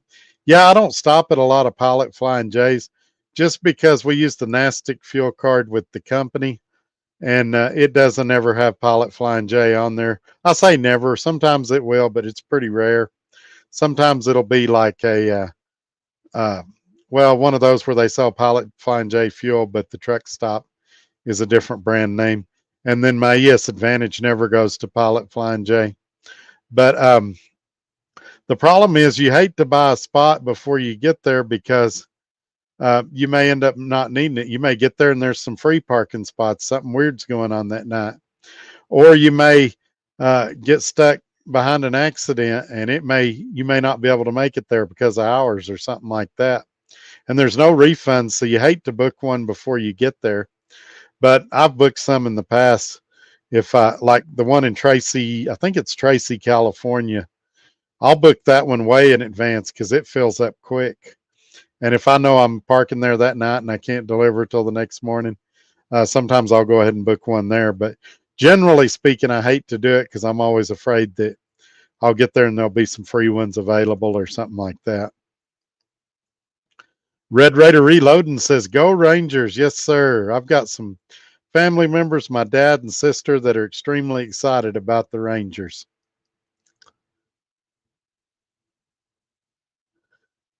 Terry B says, "I can see $10 for parking for latecomers, but not 16 and 20. Yeah, you're right. And some of them are more than that. I think I paid $27 or $28 recently for one of them. Russell says, "Haha, yeah, I'm down the road from the Sam's Club." Well, there you go.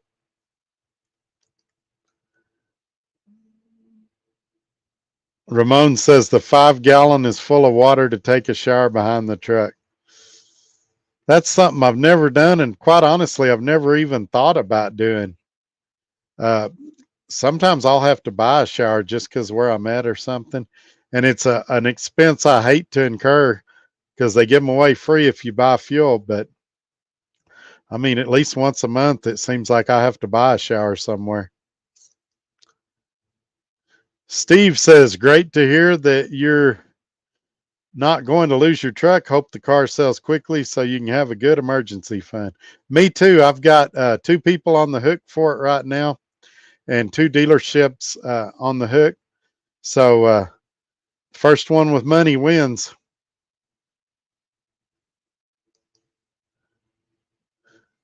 Midlife says the 5-gallon bucket is my trash can. I use it to carry securement blocks. I use it to get water when I need to scrub the windshield after parking. The bucket can hold nut covers when shining. Yep. Yeah. I also, instead of using it for a trash can, now I have before, but usually I either get paper sacks when I go to the grocery store and use that for a trash can, or I hang the plastic Walmart sacks on the seat belt on the passenger seat. That way I can just reach over and throw something away while I'm driving. And I didn't mention Midlife is a channel member as well. Thank you for that. Russell says, I've been saving money with my Yes Advantage card. Yeah, I'm glad to hear that. You know, everybody everybody thinks, oh, you're just pimping that card. But we keep hearing, nobody has told me, Todd, I regret getting that card. I'm not saving money. I think you ripped me off. I hadn't received one email, one phone call saying that. Everybody's like, man, I'm saving even more than I thought. It's making a big difference in my bottom line. And he also has special deals. If you've got more than one truck, you can still use my referral code Trucker Todd. I think it's either Trucker Todd or Trucker Todd 25. It's in the description of this video, but click that link and you'll still get that $35. I think they actually give you more if you got a fleet. And you can ask them about all that when they call you. But it takes 30 seconds to do to fill out those 5 questions. And then, like I say, they'll call you a day or two later.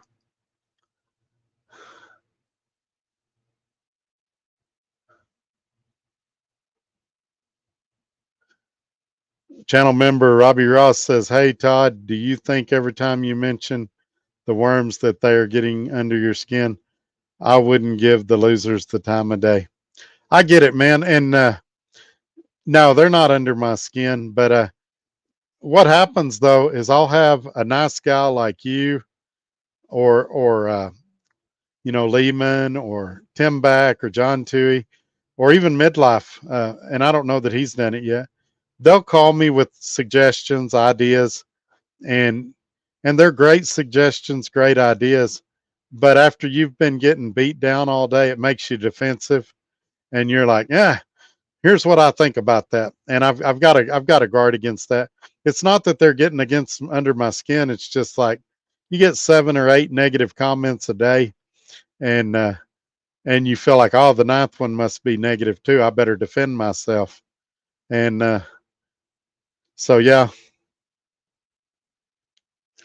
but yeah, there's definitely, I don't call them out by name anymore. I used to call them out by name on the channel, and that's what I called shining a light on a cockroach. And then everybody'd go view their channel and see, well, what do you say about Trucker Todd? And a few people had subscribed to him, so they'd be like, well, I can tell Todd when they say something bad about him. And I was like, I'm actually helping their channel, and that's actually why they're doing it. Some of them were putting my name in the title of their videos because people would click.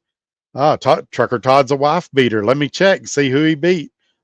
Trucker Todd's a pedophile. Let me see who he molested. Trucker Todd's a drug addict. Trucker Todd got a DWI. Let me go find out about his DWI. And they'd click on it. And of course, there's nothing there. Or it's another guy named Todd, has nothing to do with me. Or he's a trucker and he's Todd, but he's not me.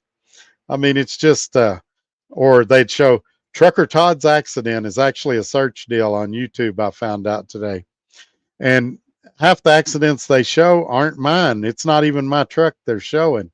But it never let facts get in the way of a good story. So yeah, that's what I've done now is I don't mention them by name, but occasionally I'll get on here and mention some of the silly things they say that make me laugh or whatever. Midlife says, you could discreetly put your Cash App in the ticker. So here's the deal on that. My Cash App, my Venmo, and my PayPal are all listed in the description of this video. If you click on the title, it drops down. And you're welcome to do that. I believe in the 4 years that I've had this YouTube channel, I've had 1 or 2 people send me money that way. Uh, it's actually a better way to do it because YouTube takes a cut of it when you do it on here. And so, but it's one of those deals. If somebody feels led to do that, then I appreciate it. But I'm not going to get on here and e-beg. I'm going to get on here and tell y'all the truth. And if you pray about it and God says, yeah, send him some money, then do it. And if you pray about it and God says, just keep praying for him, then do that. And that's cool too. But yeah, all of that is there. I believe it's also on my website at truckertodd.net. So those things are there and available to you. I know I did get one because when I had that dispute with Jason, he did send me $1,500 that he owed me through one of those services. I don't remember which one it was, if it was Cash App, Venmo, or PayPal, but that was the mode that he used to pay me. And some of you have wanted to mail me gifts in the past. Y'all might remember Midlife mailed me those GoPros, and so I gave him my home address. I'm working on getting a P.O. box that'll be the official P.O. box. I know John Toohey is currently building something he wants to send me. He won't tell me what it is. And so I need to get a P.O. box or something for things like that. Let's see. Somebody else sent me something. Oh, Joe Wentz, Project TV, sent me a T-shirt from his channel. Things like that. So I do need to get something like that. It's just not frequent enough right now. We're talking over 4 years, and I've had probably 4 to 6 people send me stuff. But if we get to a situation where people want to mail me Christmas cards, a guy that used to watch the channel that doesn't watch anymore would send me gift cards at Christmas, and I'd send him gift cards. And so I do need to come up with a P.O. box for things like that. And one of those things that's on the to-do list of things to do. But yeah, short answer to your question, all that stuff is available in the description of the video. And I believe it's on the website as well. I'll have to go back and look later. Website's doing really well, by the way. They sent me the analytics today. We had 40 more views this month than last month. So I appreciate y'all going over there and checking that out. And we had almost 4,000 more social media views this month than last month. So I appreciate all the activity and everybody participating and all the prayers and kind words and comments and even the constructive criticism. I appreciate that too. May not sound like it when I'm barking at you, but I appreciate it. Midlife channel member says, I've done that before, bought a spot, got there, and the parking lot was nearly empty. Now I track the open spots in an app to a certain time. Are you using that trucker path to do that, Midlife? Midlife says, if you need a shower and at a Love's, Pilot, or Flying J, just get on your CB and ask. Someone will meet you at the pump and give you a code. I never thought about that. My problem is every time I turn my CB on, I'm the only one there with the CB on. And that just makes me sad. Now, sometimes I'll turn mine down when I've got a phone call or something, but I usually have it on.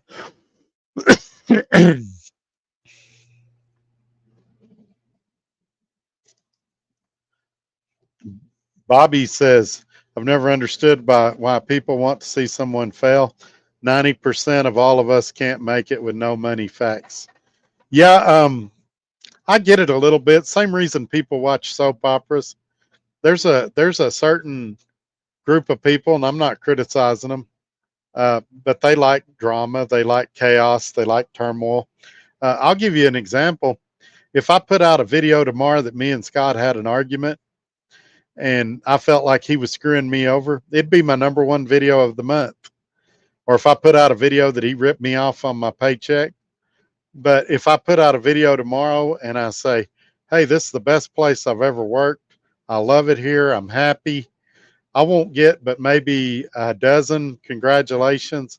And I'll get a bunch of people saying, oh, you're lying, you're a recruiter, you're a cheerleader, you're a spokesperson. He probably paid you to say that. Uh, you know, things like that. People don't want you to be happy. I always say, you want your YouTube channel to grow? There's two ways you can do it. You can put out good content that people want to watch, and it'll grow slowly and organically over time. Or you can put out a bunch of drama, and it'll temporarily grow real fast. People will watch for a short time, and they'll go, oh man, I can't believe he's going through this. But there's YouTubers that they change companies every 3 months, and they do the same videos. Orientation, what was it like? New truck, what'd I get? Here's the walk around. How do I like my dispatcher? And a 30-day review. And then before you know it, they're at another company doing those same videos over again. And it's like being blindfolded and throwing darts at a dartboard. Some of those videos are going to hit. If I went to a terrible company, and pick your company, whoever you think that is, Western Express, Western Flyer, CR England, Swift, JB Hunt, whoever you think is a terrible company, there'd be a certain number that'd watch to go, well, I wonder if they've changed. I wonder if it's better. There'd be a certain number that would watch and they'd go, oh, Todd's really screwed up now. He's fixing to hit the wall. And they'd sit there and wait for it. If I bought that truck that Ramon was talking about, there'd be a certain number that would watch that would be nostalgic, older drivers that had had one of those trucks at some point. And they'd go, man, I love that truck. I just want to see videos about that truck. And there'd be a group of people that say, you know, that's an old truck. He's going to break down. I can't wait for him to break down. That idiot bought that old truck. What was he thinking? And so there's all types out here. And like I shared, another YouTuber told me, he said, Todd, I love my trolls because I know they're going to watch every one of my videos all the way to the end, and it helps my analytics. Obviously, I'm hoping a couple of them that will convert them and they'll become like you are and like I am, Bobby. One of the proudest moments I've had in the last 4 years starting this channel is I had a guy that pulled into a travel oasis on a toll road, and he saw a car broke down, and he walked over and handed them 2 bottles of water and seen if they need anything. And he said he had heard me do a video talking about helping others and looking out for others, and he felt led to do that. So that's the kind of stuff that gives me pride. Or when one of you guys sees me out on the road and you're like shaking my hand and thanking me, hey, Todd, that video you did about this really helped me, or I love your lives. My wife and I watch them. I got a guy that currently lives in Albuquerque, New Mexico, that him and his wife sit down every weekend and watch my videos for the week, just like it's a television program, or they did. His wife recently passed away, but those are the kind of things that mean a lot to me, is the people that say the good things. And all it takes is one person to do that to knock out 50 or 100 negative comments. So the trolls can beat up on me all day. People can send me emails, tell me how stupid I am, or how long. I had a guy the other day, he'd been driving 8 years, and he asked me how long I'd been driving. I said 27. He's like, oh, I mean, come on now. But that's what you usually get. It's not the drivers with the experience that are beating up on me. It's the guys that have been out here a year and a half and they know everything. So, but yeah, that's, it's true. It's part of the deal. There's probably 50% of you that are really rooting for me and really want me to do well. And there's probably 50% of you that hope I fail. And just the nature of the beast. Same would be true if I flipped hamburgers at McDonald's.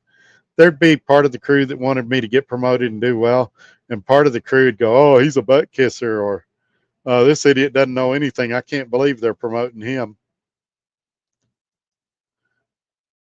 Ronald says, Todd, DIY has a fuel card with good discounts from the smaller fuel stops. Let's build up his business so the big three will come on board.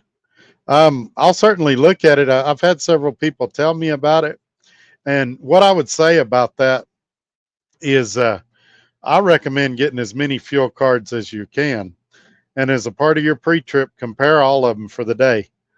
So look on your truck, say, all right, I got a half a tank. I know I can go X number of miles, and then run a route for that number of miles that day and find out where the cheapest place is on your route.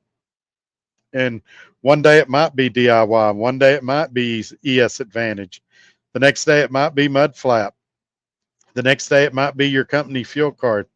But you're never going to lose getting as many choices as you can. So get my Mudflap referral code, get my ES Advantage, get DIY's card. Heck, if somebody else is promoting one, get their card. And then just take a few minutes each day and compare them all and get the very cheapest fuel you can. Ultimately, every penny you save is going to be money in your pocket. Red Raider says, hell, I get 8 to 9 negative things before I ever leave the house, LOL. Oh, that's funny, Red Raider. I use the Pilot app. It shows how many are still open. Ah, okay. And maybe that's what I need to do is start looking at the Pilot app. Primarily these days, I'm going to a lot of mom and pops, a lot of QTs, Quick Trips, and then Love's, TA, and Petro. But maybe I need to start looking at them for parking. And it's only certain parts of the country where I really struggle to get parking. Red Raider says, gotta unload. Chat with you later, sir. Yes, sir. Have a great night. Come back if you can. I'm assuming you're probably either in Wichita Falls or Dallas tonight, ain't you? Gary Cook says, good night, all. I have to be up early. God bless. Yes, sir. Have a great night.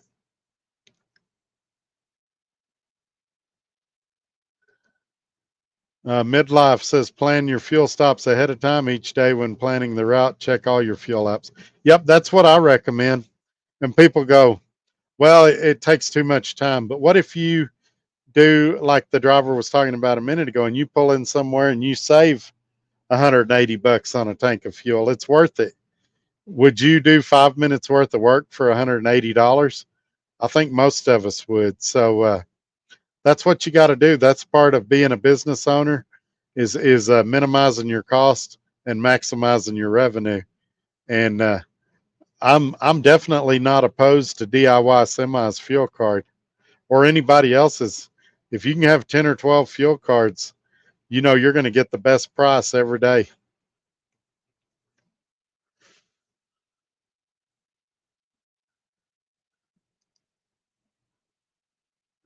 Midlife says if you're using the Trucker Path app, join Pathfinder's bottom of the menu, then do good reviews and get paid. I made $540 in a year doing good reviews.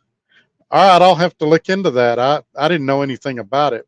Pathfinders, Pathfinders is one that I recently got introduced to.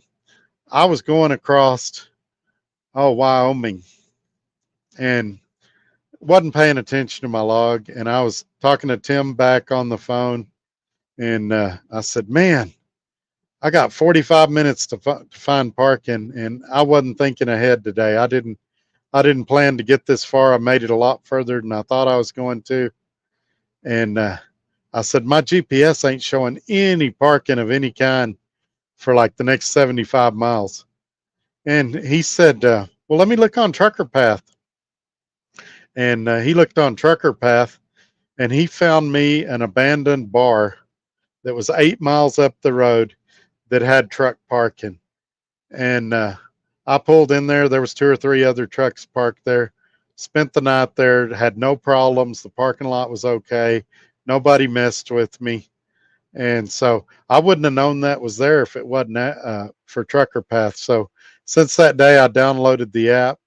and I do use it from time to time. And that's what I'm saying. It's part of this is nothing more than being able to take advice. I could have got prideful and told Tim, I know what I'm doing. I don't need to try that. But I'm like, hey, I'll give it a shot. I need a place to park. And it ended up working to my benefit. And Tim's been out here 100 years. He's got a lot of experience. And so sometimes he's one of those people I call for advice. And sometimes when it's mechanical, I'll call Scott because Scott has a lot of mechanical experience. And I've learned that he gives good, reliable information, especially in that area. A lot of times he'll call me and he'll be offering me advice on a load or a broker or something. And it'll be something I just did already. And that's not even irritating to me. That says, well, I made a good decision. If he agrees with what I did, then that tells me my thought process was probably right. And more importantly, I've probably conveyed it to him in a way that he understood. So that shows good communication skills on my part as well. So yeah, but I'll look into that Pathfinders. The best part is that it gets good reviews on the site, bottom of the menu tab. All right, I'll check it out. What happens if you give a negative review though? Does it subtract money? Because I want to be honest. My whole deal is, I mean, I'll be honest with you guys right now. I could make a crap ton of money on YouTube if I'd just lie and say good things about everybody. But my deal is, I believe, and maybe I'm wrong, but I believe every one of y'all watch me because you know I'm going to tell you the truth. And I feel like I'm going to lose every one of you the second I start lying. So sometimes to my own peril, I come on here and tell you the truth. But yeah, if I would promote shady products, I would definitely make a lot of money on here. If I'd promote shady companies, I'd make even more.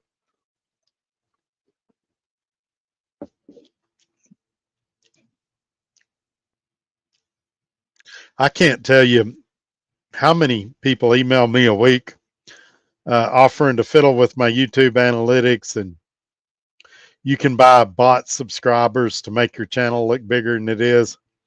If you get caught, you lose your YouTube channel. And very few people get caught. I could probably get away with it. But when I get to 10,000 subscribers, it'll be legitimately. It won't be because I slid some guy money under the table or some girl money under the table to boost my ratings or whatever. There's an app called Park My Rig. It's like $25 a year. Pays for itself the first time it finds you a free place to park. This is the red black book at the TA Petro. Oh, okay. Well, 90% of the time, my Garmin's pretty good about finding places. But I was just out in the middle of nowhere, Wyoming, and or I might have been in, yeah, I think I was in Wyoming, and or I might have been in Montana. I was somewhere up there where there's just nothing for miles. And I've found that one app does really good trucker path when I'm out in the middle of nowhere. It'll find, you know, little convenience stores with truck parking and little fuel stops with truck parking, things like that.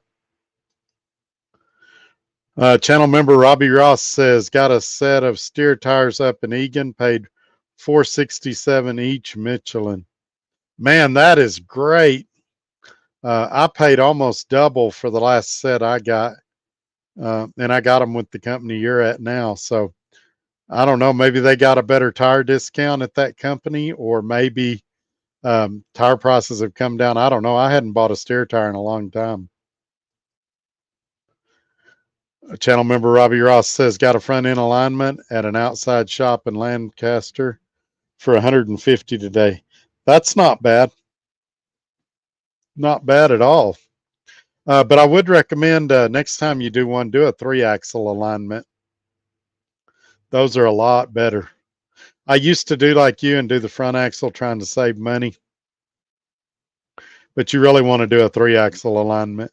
And that, I think it's MB Alignment is the best if you Google them. We're going to bring them on the show. I've talked to the owners of the company, the guy that actually developed the system, and he wants to come on the show. They're super nice people, and we're going to put that together too. The only reason it hadn't already happened, my list of companies that said, yeah, we want to work with Trucker Todd is in my truck, and I can't get to it right now.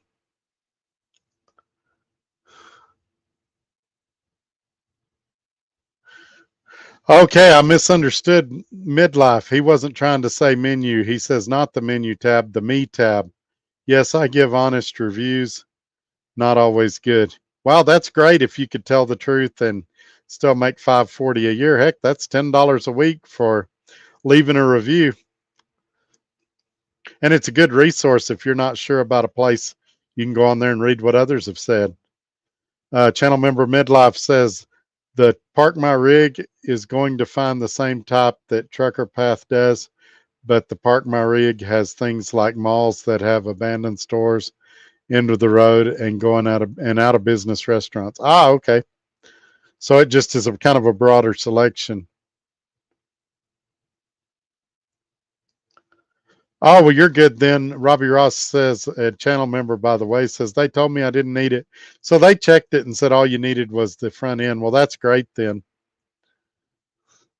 That actually, that tells me kind of a lot about you. That tells me that you're taking really good care of that truck, because usually your second and third axles will get kind of banged out of alignment going through some of these parking lots and stuff. And you must be kind of gingerly driving that truck if you didn't need a 3-axle. That that that says a lot of good things about you, in my opinion. Somebody will tell me I'm wrong, but that's okay. All righty, we're here at the 2-hour mark almost. This is the time when we circle around. I'm going to remove the comment. There's the website. I'm Trucker Todd. It's truckertodd.net. Go by, check it out. You can reach me from there if you need to. Also in the ticker, I've got that information as well as my email. It's todd@truckertodd.net. You guys have heard me rant and rave about how happy I am here at SRO Logistics. If you want to contact Scott and see if he's got something that'd work for you, you got to have your own truck. But if you do, and you're not a bonehead, give him a call. If you don't mind self-dispatching, negotiating your own rates, running the load board, he's a great guy to work for. His email's safety@srologistics.com. It's also in the ticker if you need to see it again. Also, subscribe, give this video a thumbs up, share it on your social media platforms, and all those things will really help me out. Also, you hear me mention channel members. If you want to know more about becoming a channel member, click that button below the video that says join. It's like $5 a month. It really helps the channel out, and you get exclusive content when I have time to do the videos, as well as I shout you out in the video at the start, and I refer to you as a channel member when I read your comments. So, and you get an icon by your name, and there will be emojis at some point. So now that we got through all that, I know y'all hate hearing it. I hate saying it, but it's part of the YouTube thing.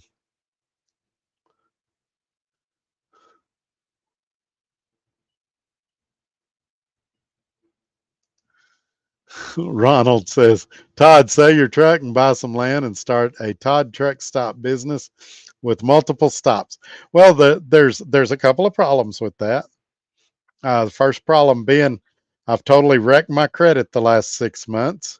The second problem, and the more obvious problem, is I don't have any money, especially not enough to start a truck stop. But some of you guys want to come in with me and be investors or whatever. You got a rich uncle that wants to invest, something like that, I'm game. I'll make appearances at the truck stops. I'll, sell Trucker Todd hats or whatever. I'd be happy to do it. Kind of like what Asian Mai does there in Florida with that truck stop chain. Uh, I'll be happy to do something like that, but I'm not in a place where I can do that right now. Some of you have wanted me to start a trucking company similar to Scott, and lease on owner operators, get my own authority, all that. And in the beginning, I thought I wanted to do it. I've kind of decided it's not something I want to tackle right now. Who knows in the future? I really am pretty content, like doing what I'm doing right now. I love making the videos. I love interacting with y'all. I love doing what I'm doing, working with Scott. I love that he takes care of the trailer issues and that I can take care of the truck and running my business the way I want to. Is there ever a time I'd like to go to California or Oregon? Yeah, it's rare though. It's rare though. Now, if he opens that up at some point, I may go a lot more. But pretty much, I'm pretty content right now, and so probably not going to be a Trucker Todd trucking company anytime soon. And unless we've got some rich investors that's got some money to put down to start a truck stop. Also, I don't know if Lubbock's the best place to put a truck stop. We got several here. Maybe Amarillo's a better deal because it's on 40, or maybe down on 20 in the Midland, Odessa area, something like that. Thank you, says Robbie Ross, channel member. I drive 65. I avoid many bumps without causing a wreck. Yeah, I heard another YouTube channel talk about this recently. Just the shock on your drivetrain and between 75 and say 65, and the shock on your tires and the big difference it makes on your truck and on your body. Your body takes a lot of shock when you're bouncing down the highway, especially in some of these states. But you can tell a lot about a driver and the way they take care of their equipment by the kind of repairs they got to have.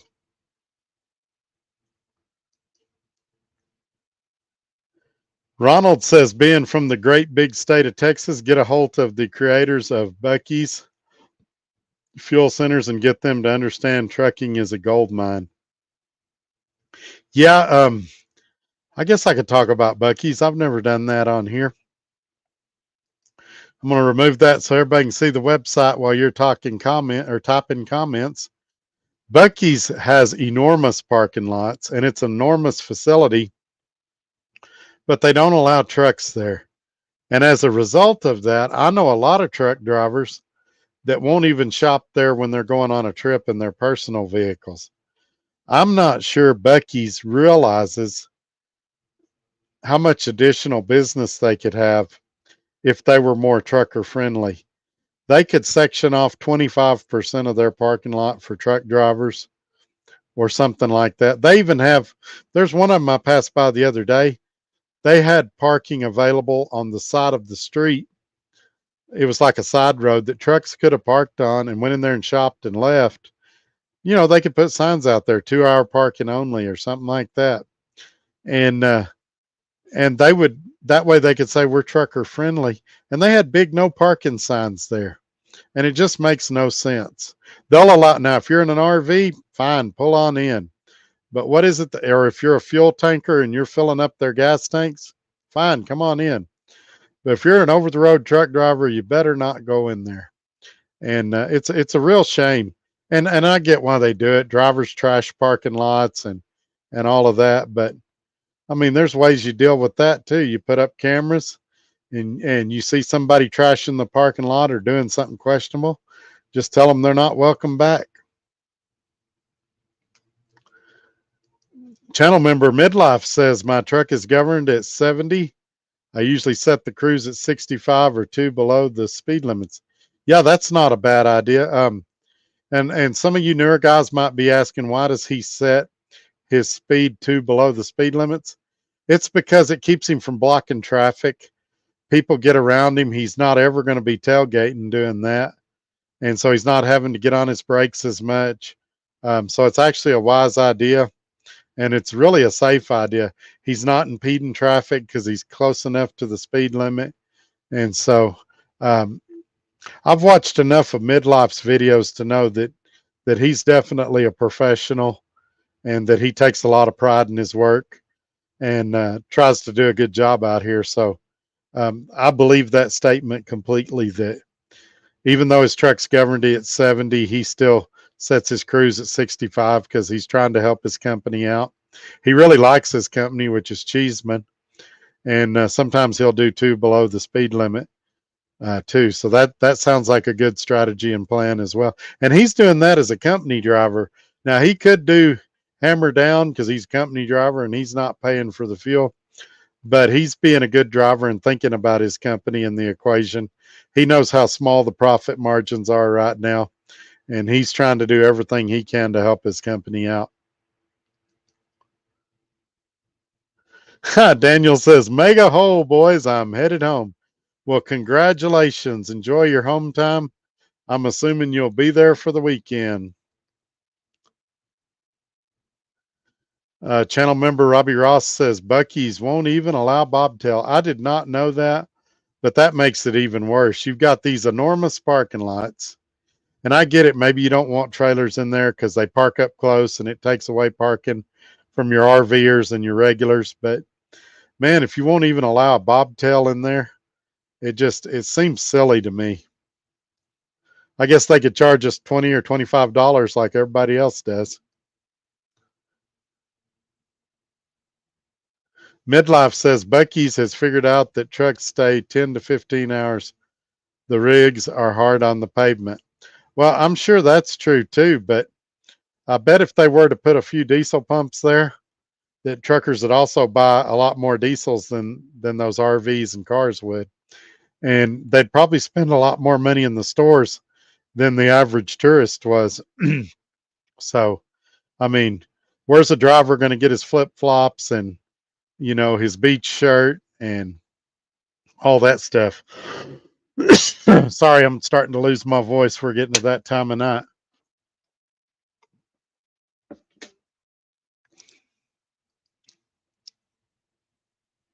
Midlife says, we don't obey signs. Well, they could put a mall cop out there, rent a cop, or somebody to go around and scare people. I got into it with one of those rent a cops the other day at a truck stop.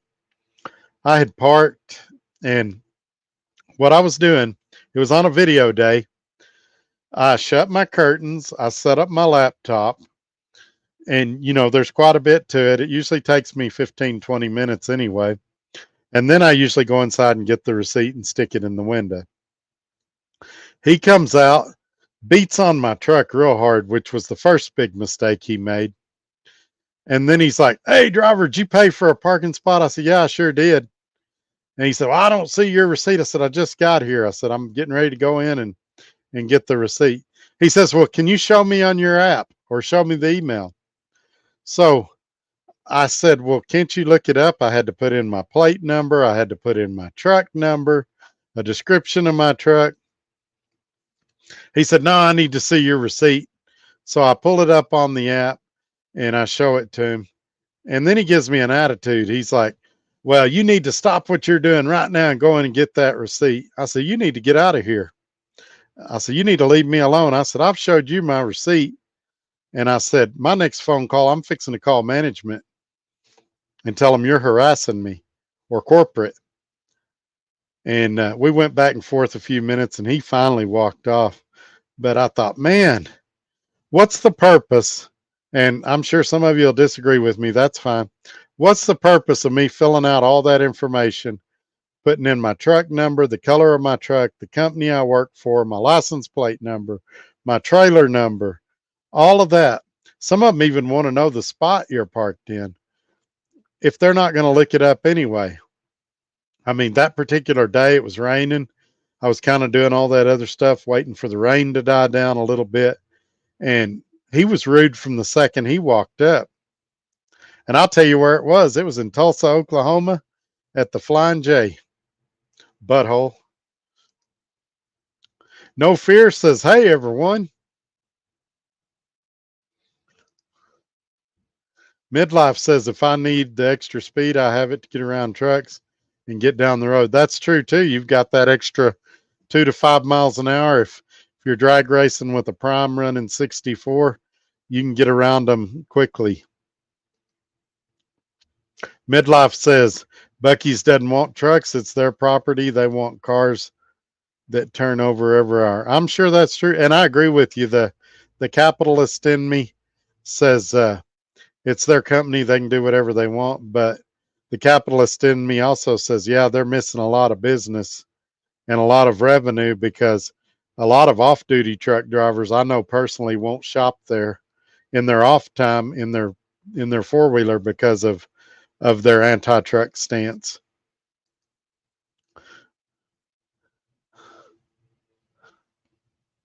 If Buc-ee's allowed trucks, they'd lose the huge. This is channel member Midlife again. If Buc-ee's allowed trucks, they'd lose the huge tourist traffic they have. It's like a cult following. You being from Texas should check it out. It will surprise you. The place is packed. Oh, I agree with everything you're saying, Midlife. I pass by and see all the cars there, and I realize they wouldn't build those enormous parking lots if they weren't filling them. But maybe build a dirt lot next to it and have a spot for 8 or 10 trucks, and I think they would increase their revenue. Of course, maybe not. Some of these truck drivers, if they have to walk more than 10 steps to the front door, they won't go. They'll park in the fuel island or something. So maybe it wouldn't help, but I agree with everything you're saying. No Fear caught my comment earlier. He says, I got to have my flip flops. That's right. And make sure you scratch your rear end before you grab the bananas or the produce, or, make sure that your hands are as nasty as possible, or go in the bathroom and don't wash your hands. Uh, heck, we all want that. I'm sure your butt cheese is sanitary. Oh gosh. Some of you guys and your hygiene, man.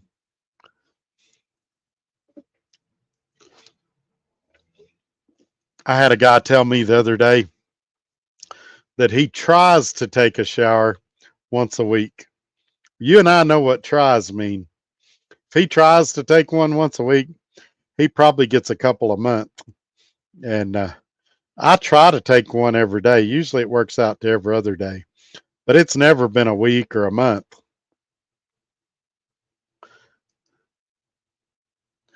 Channel member Robbie Ross says, there's a Love's that has a fair walk to Buc-ee's. I think it's in Arkansas. Yeah, and I bet hardly any truck drivers make that walk. I try to park at the back of a lot of truck stops because usually I want the chance to get out and stretch my legs and get the blood circulating. And two, usually that's the only parking that's available when I get there. The front's usually all packed up. Man, I don't know what's going on outside. I hear dogs barking and, brakes and everything else. I don't know what's going on out there. It's a Thursday night. Can't we all just get along? All right, let's see here. What else we got?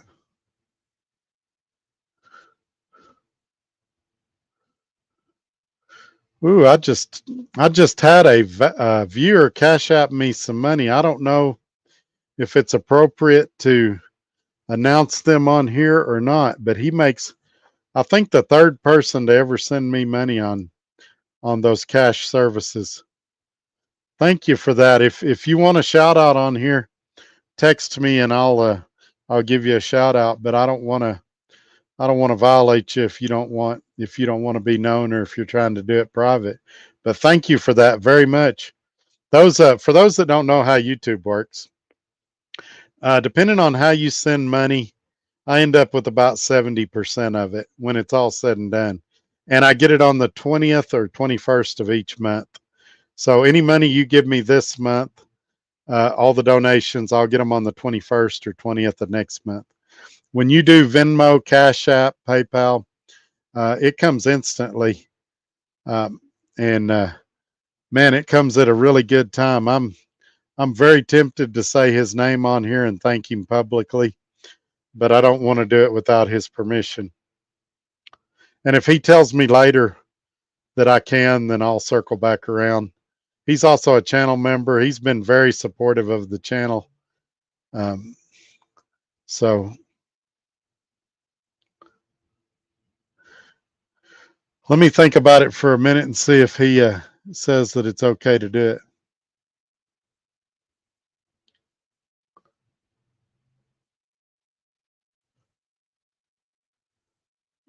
Sorry about this. Somebody's asking about the Corvette too.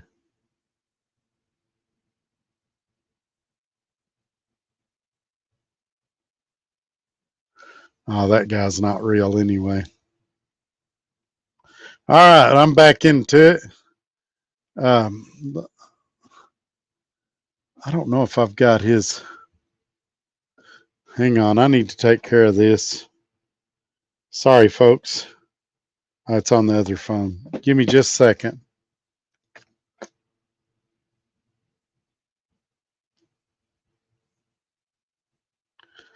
Let's see.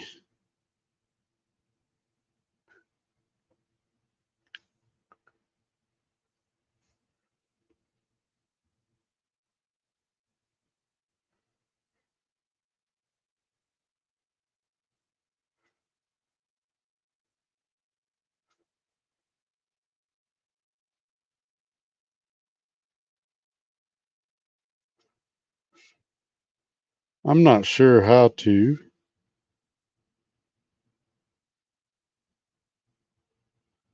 Okay, he has asked not to be mentioned on YouTube, so we're not going to mention him. But publicly, between me and you, thank you very, very much. All right, we're going to jump back into the comments. See how I respect y'all's privacy. Making sure I'm not missing nothing else. Some of you send me texts during the show, and I miss them because I've got do not disturb on, so it won't ring throughout the show. But a lot of you, I'll get back to you after.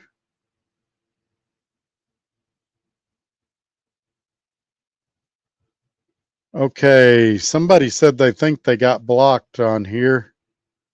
I'm going to look and see.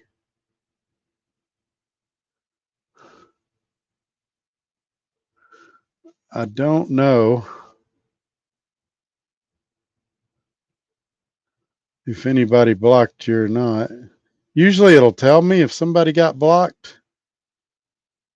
We're having some weird things happen tonight. Somebody earlier said that, and they were a moderator, and they said their comments weren't coming through. What I would say is that person that texts me they weren't able to comment anymore, send another comment. I'm showing that you're still in here. So it may be YouTube doing that to some of the comments. Or if I'm reading them on StreamYard, sometimes it doesn't show all the comments.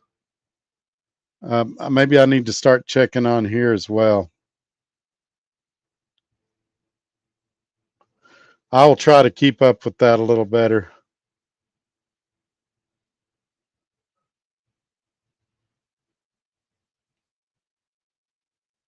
Now I'm trying to get back where I was.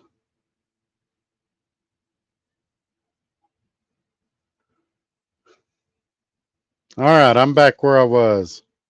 Midlife Trucker says, Loves in Calhoun, Georgia has a sidewalk and crosswalk to the Buc-ee's. See truckers buying their brisket. There you go. I haven't been to that one. I'm going to have to go check that out. I'm honestly looking forward to getting back on the road. Here's another one. Todd, when Jeremy and Selena were in town, did you get to meet them? No, I did not. I didn't know they were here. But I did almost win tickets to a couple of concerts here from a radio station. And I also almost won some Texas Tech tickets. But instead, all I got was a dang t-shirt. And I ended up getting one for my wife. I got her size and gave it to her. I support a lot of mom and pops. My wife does that here in Lubbock. She goes to a lot of smaller, locally owned businesses and tries to help them out.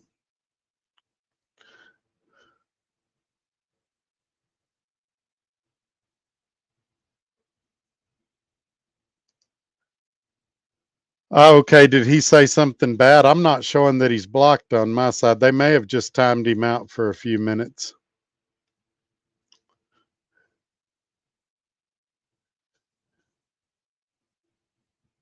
I'm assuming he said something bad or something off the wall. Was he blocked or was he just timed out for a little bit midlife?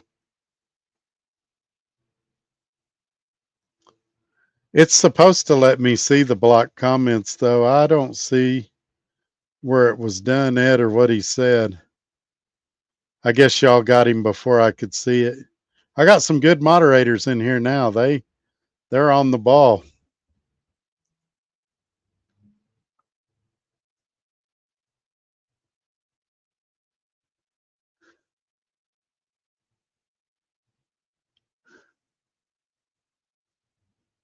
That's weird. My phone may have hiccuped.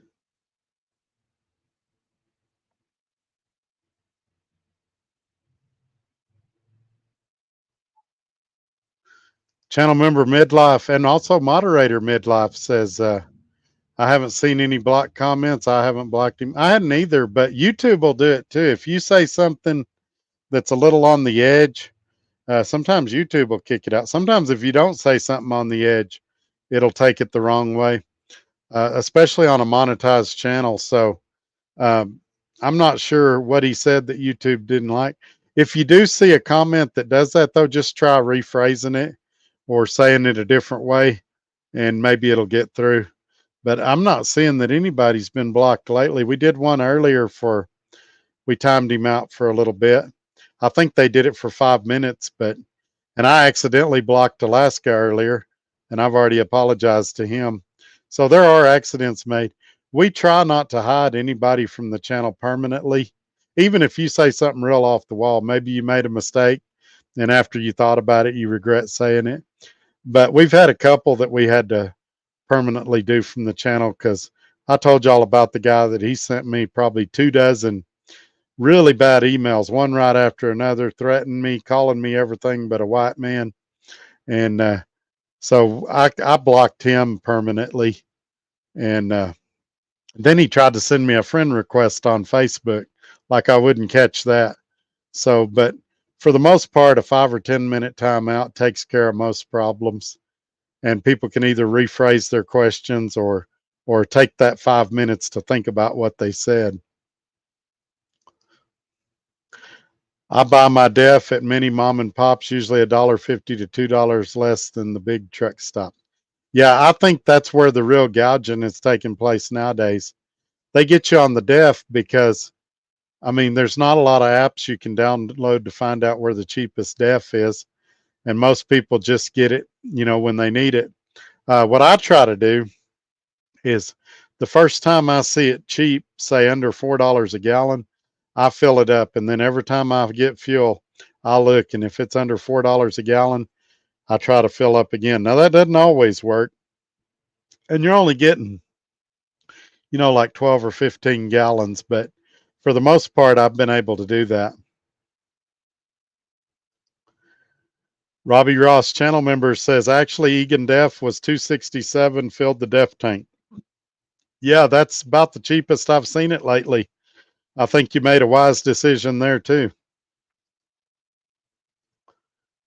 Ronald says, Todd, I'm surprised that a truck stop hasn't built in a drive-through. Sure would help out with the pumps. Yeah, that's funny. You know what I'm surprised they haven't done? I'm surprised they haven't put porta potties by the pump, because you see guys getting between their tank and their truck and peeing while they're filling up. Put a little porta potty there where he can run over there and take a quick leak while he's filling up or something, so that he's not going inside and getting a burrito and talking to the cashier and all that. But yeah, I'm surprised, especially the ones that have fast food, that they don't have some type of drive-through lane for trucks. But some of these boneheads would knock their mirrors off or hit the menu or run into the window, or heck, some of them would probably take their 30-minute break in the drive-through or ask the cashier if they could buy flip-flops while they're there. You just never know about these guys. Midlife says, remember, bulk def has a delivery charge. It has to have its own tanks. They also have to have heaters. Travel centers hate def. Well, yeah, I would go one step further than that, Midlife. I would say that all truck stops hated def when it first came out. It was a big expense, like you said, for them to put the pumps in, for them to put the tanks in, the heaters. I mean, it was a large expense. And I think some of them are feeling like idiots when they put in the natural gas, because you never see any trucks using that, or rarely. And that's why I think electrification is going to be a problem for them. Is that's going to be a big expense for these truck stops. Imagine that, because they don't fill up in 15 minutes. You're going to have to electrify a large majority of truck parking spots at uh, at these truck stops. And think about when idle air was around. You had people parking in idle air spots that weren't using idle air services. And you're going to have the same thing with electrification. You're going to have regular diesel engine trucks parking in electrification spots.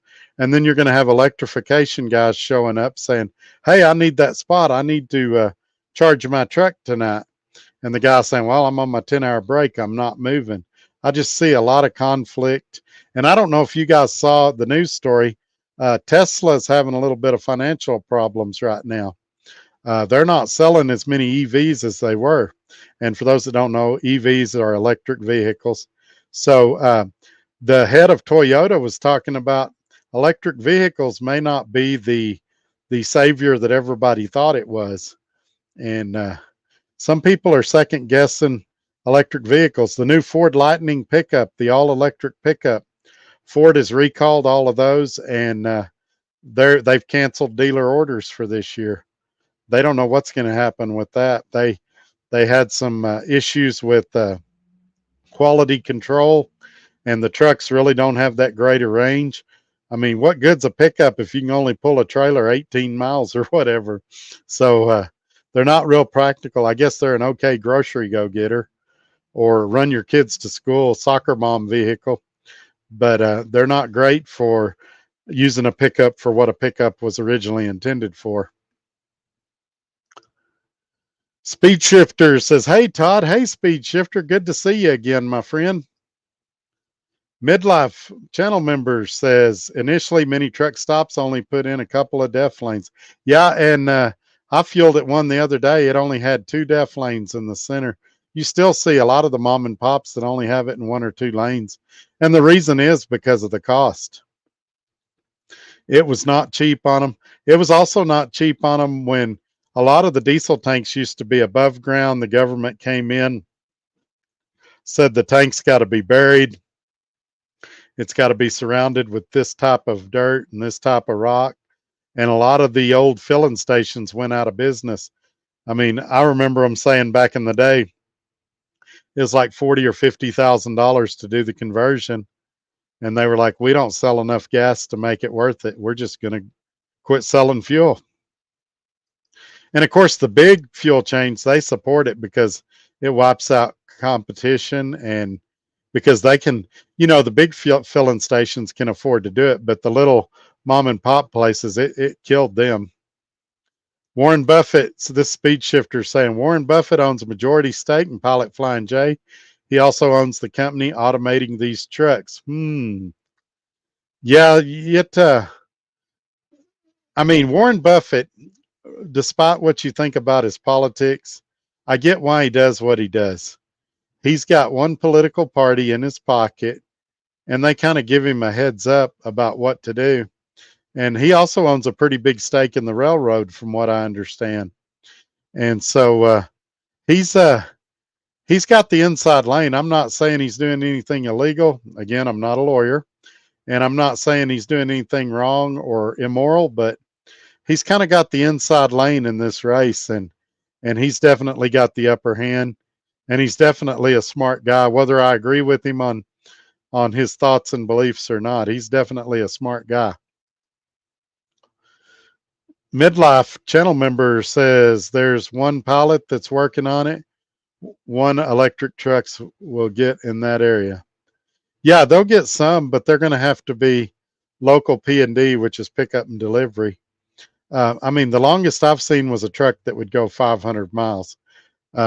Most of them are right around 350 or 400. And if you're going to have a whole fleet of trucks out here that can only go 350 miles a day, you're going to need a bunch of these electric things. And you're going to have to change the way you pay drivers. You and I probably, especially if we're owner operators, but even as a company driver like Midlife, he probably has his budget set up to where he needs more than 350 miles a day. Doesn't matter how much the truck or how nice the truck is or how comfortable it is. He probably needs more than 350 miles a day. So you're going to have to restructure how you pay him to make that deal work. Tesla is still selling. They just no longer have the market share they had because there's so many others selling electric vehicles. That's true, channel member Midlife, but uh, that head of Toyota that I saw that article, he was saying that that Tesla sales are way down as well. So I don't know if it's a trend or just a weird deal in the economy. It could just be inflation, but it's definitely something that we'll keep our eye on. And if it becomes a trend, if we get the same report next quarter, then I'll probably make a video about it and talk about it a little more. Speed Shifter says that Warren Buffett's going to turn several pilot truck stops into depots for the automated self-driving trucks. We'll see. I don't think it's going anywhere. I don't think we're going to get there in Warren Buffett's lifetime. And I realize he's got successors and they'll continue after he's long gone. But I think we're looking at probably 40 years before we get there. I mean, there's still going to be a driver in the truck, and the driver's still going to be responsible for everything. And it's probably going to be like a lot of cars are right now, where you still have to have your hands on the wheel for it to self-drive. And it'll tell you, hey, if there's something go wrong, we want you to take over. And it'll kind of like GM has this on some of their pickups. It'll keep you in the lane and it'll do corners and stuff. But if you don't have your hands on the wheel for a certain amount of time, it'll freak out and it'll say driver take over control. So things like that. I mean, there's so many videos about an obstacle being in the road and it just freaks the vehicle out. Or they even put duct tape on the road and it freaks the road out. Or you go through construction and the lines are messed up on the road and the system freaks out. So they're still going to want a driver in there to grab and take control. And the problem with that, let me tell you the problem with that. Let's say that I'm the driver. I have a reaction time. I'm driving my truck. I'm going down the road. I have a reaction time. Something pulls out in front of me. It's going to take me so many milliseconds to hit the brakes. It's going to take so many milliseconds for my brakes to actuate, to push. So many seconds for me to slow down. All right, now let's say I'm in an automated truck and I've kind of haphazardly got my hands on the wheel. I'm laid back, relaxed, and something happens. I've got to grab the wheel, pay attention, take over control, and react. Ultimately, my reaction time is going to be slower in an automated truck. Now, might be a half second, might be a couple of seconds, don't know. Now, they're going to say AI and technology is going to make up that difference. And they've yet to prove that. Maybe it gets there at some point, but I think it's a long way down the road. And I'm not real panicked about it, to be honest. And like I've said from the beginning, you wait till there's a crash and a lawsuit. Everybody's getting sued. The driver, the company that makes the AI software, the company that made the truck. Yeah, I mean, you wait. And again, I'm not a lawyer, but I guarantee you there's lawsuits coming. Everybody will get sued.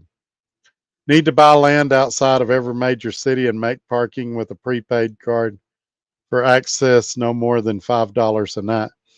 Yeah, I would think that would work. Or if you came up with a subscription service, say $49.95 a month, and you had parking at all those facilities, that would work if you had a chain of them. The problem is, and we experienced this right here in Lubbock, Texas, when they built the Love's truck stop. People didn't want the truck stop here. They all agreed they didn't want drivers driving tired. They just didn't want to have nowhere for them to park. And the arguments they made were ridiculous.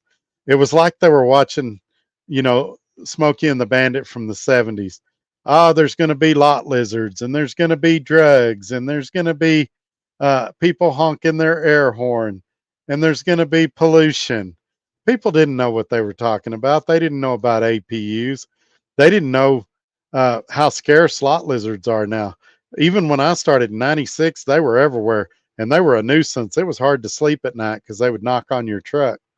And now, if you told me you wanted one, I'd have a real hard time telling you where to go to get one. I have seen them in a few places around the country, but it's extremely rare now. And a lot of those are probably undercover cops. Since the human trafficking thing became so forefront in the news, they've really curbed that. With random drug testing, trucking's a lot different than it used to be. I remember a time when a lot of drivers out here were partying like rock stars, myself included. I had a few years where I partied real hard. Those days are gone. With random drug testing, there's a few bad actors out here, but percentage wise, I bet it's less than 5%. Because you will get caught. If your company don't catch you, there's snitches everywhere. Now, I don't have any fear. I've been at home for 3 weeks. If Scott calls me tomorrow morning at 8 a.m., I'll call him back when I wake up. And if at that time he says, "Hey, Todd, I need you to go take a random," no problem. There's nothing in my system. Now, I don't know the legality of that, if he can do that while I'm on home time or off time. I would imagine he would wait till I was under a load, but I wouldn't challenge him on it. If he says, "Hey, I got you a drug test set up over there at Concentra. Go over there. We're going to need you to pee in a cup." If he wants blood, I might fight a little more because I'm allergic to needles and pain. But I would probably submit an alcohol test or a hair test or whatever he wanted. I ain't got nothing to hide. I'm not doing drugs. But we all did stuff when we was younger that we regret and we probably wouldn't do now. But there was a time when trucking was a party, and it's not like that now. Speed Shifter says, "Been off for 3 weeks. I swear, being an owner operator, I'm dealing with the dumbest issues on my truck I've ever dealt with in 18 years as a company driver." Yes, sir. I get it, man. I really do. Hey, Randy's Road Life is here. He said, "Yeah, I finally made it." Hey, Randy, I'm glad you're here. I was telling people about your situation, and I know you found another company, and you haven't announced where it's at yet. But somebody said a company called PTI was a good flatbed company, and I know you've got flatbed experience. So, have you looked into that company? If you have, what did you think about them? Could you share, because you know a lot more about flatbed than I do. Could you share your knowledge and experience about PTI, if that's a good flatbed company or somebody you've considered or something like that? Midlife Trucker channel member says Berkshire Hathaway owns Pilot, while Warren Buffett is only the majority stakeholder. He's not one to spend money foolishly. Yeah, I agree with you there. A lot of people think that millionaires just blow money recklessly. That's what regular Joes think. They think, "Man, if I got rich, I'd do this and I'd do that." And the truth is, you'll never get rich doing that. I know several, and I mean several millionaires right here in Lubbock, Texas, and around the country, to be honest. And the truth is, they didn't get that money by giving it away, and they didn't get that money by being frivolous. Most of them are the biggest cheapskates you'd ever meet. And I mean really cheap, dollar menu McDonald's cheap. A millionaire that I know real well here in Lubbock that owns a few car lots, I saw him at a Whataburger the other day eating probably an $8 meal. And he could go to any restaurant in town and order everything on the menu and not have a worry in the world. You don't get money by wasting money. And I realize the irony in that as I'm selling my Corvette. Speed Shifter says the Pilot in Villarica, Georgia was the first one to. All right, thank you for that. Randy's Road Life says he's back to a company position. We talked about that earlier too. I don't know that that's a bad idea right now.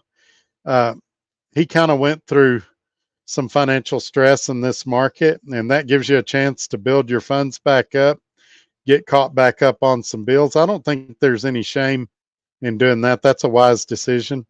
But do you know anything about that PTI company, flatbed company?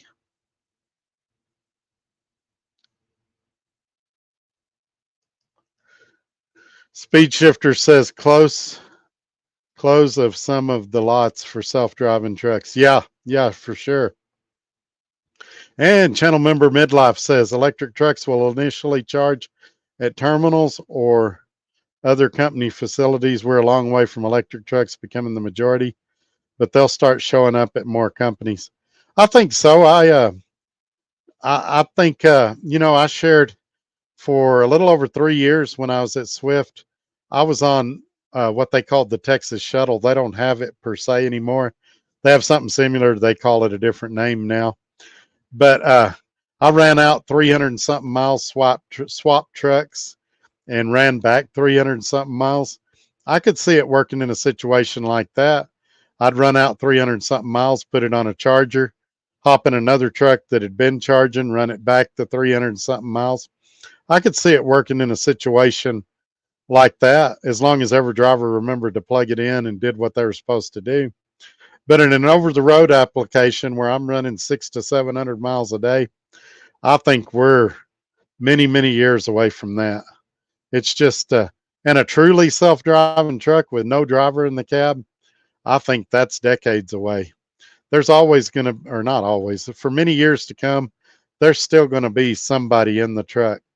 And you and I both know it's a matter of time till that driver tries to sleep in the truck while it's driving. Heck, I'll tell you a story. I remember back in 1996 at Swift, them sending out a message on the Qualcomm saying, please tell your students when you're training that the trucks do not drive themselves when you set the cruise control. They had 2 accidents back then, and nobody's going to believe me. That's fine. They had 2 accidents back then, or that was the story that my trainer told me, where the driver set the cruise control and went in the bunk to went to sleep and crashed their truck. I doubt they went to sleep. I bet they barely made it in the bunk. But there was actually some drivers, and the reason is back then, the Qualcomm would put your directions on there. You could pull up directions for your shipper, for your receiver, and several of them thought that the computer would steer the truck if you set the cruise control, and they would set the cruise control and get out of the driver's seat. So I can imagine, especially with the terminology of self-driving trucks, a guy will go in the back and make himself a sandwich, or he'll try to catch a Netflix movie while the truck's going down the road. And that's why I think they'll have something where the hands have to be on the steering wheel. And it'll probably be both hands. You can't just cowboy it and put one hand on the steering wheel. You'll have to have 10 and 2 or something. And I think drivers are going to hate it. I really do. It's not something I spend a lot of time worrying about for sure. Robbie Ross says, I think truck yard dog positions will be eliminated at big manufacturers. Maybe not. I still think you want somebody in the cab for that. That might be a good application for an electric truck, though. You drive it for a shift, plug it in, next shift uses a different truck. But they got to get the costs down. Right now, they're talking about $500,000 for a truck.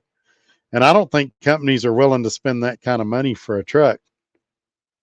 But I know, like, if you go to a Budweiser plant, the forklifts, a lot of them are unmanned. And if you get to look in there, they've got lines drawn on the concrete, and the forklift follows those lines, and it knows where to go get the alcohol and how to load the truck and things like that. So there may be a little bit of it. I just don't think it's going to be as widespread as what everybody else does.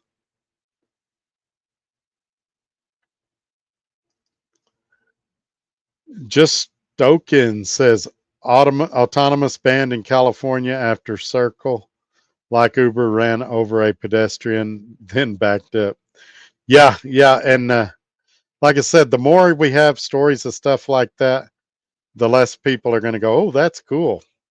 And the first time there's a big lawsuit, these companies will go, hey, it's cheaper to just pay a driver.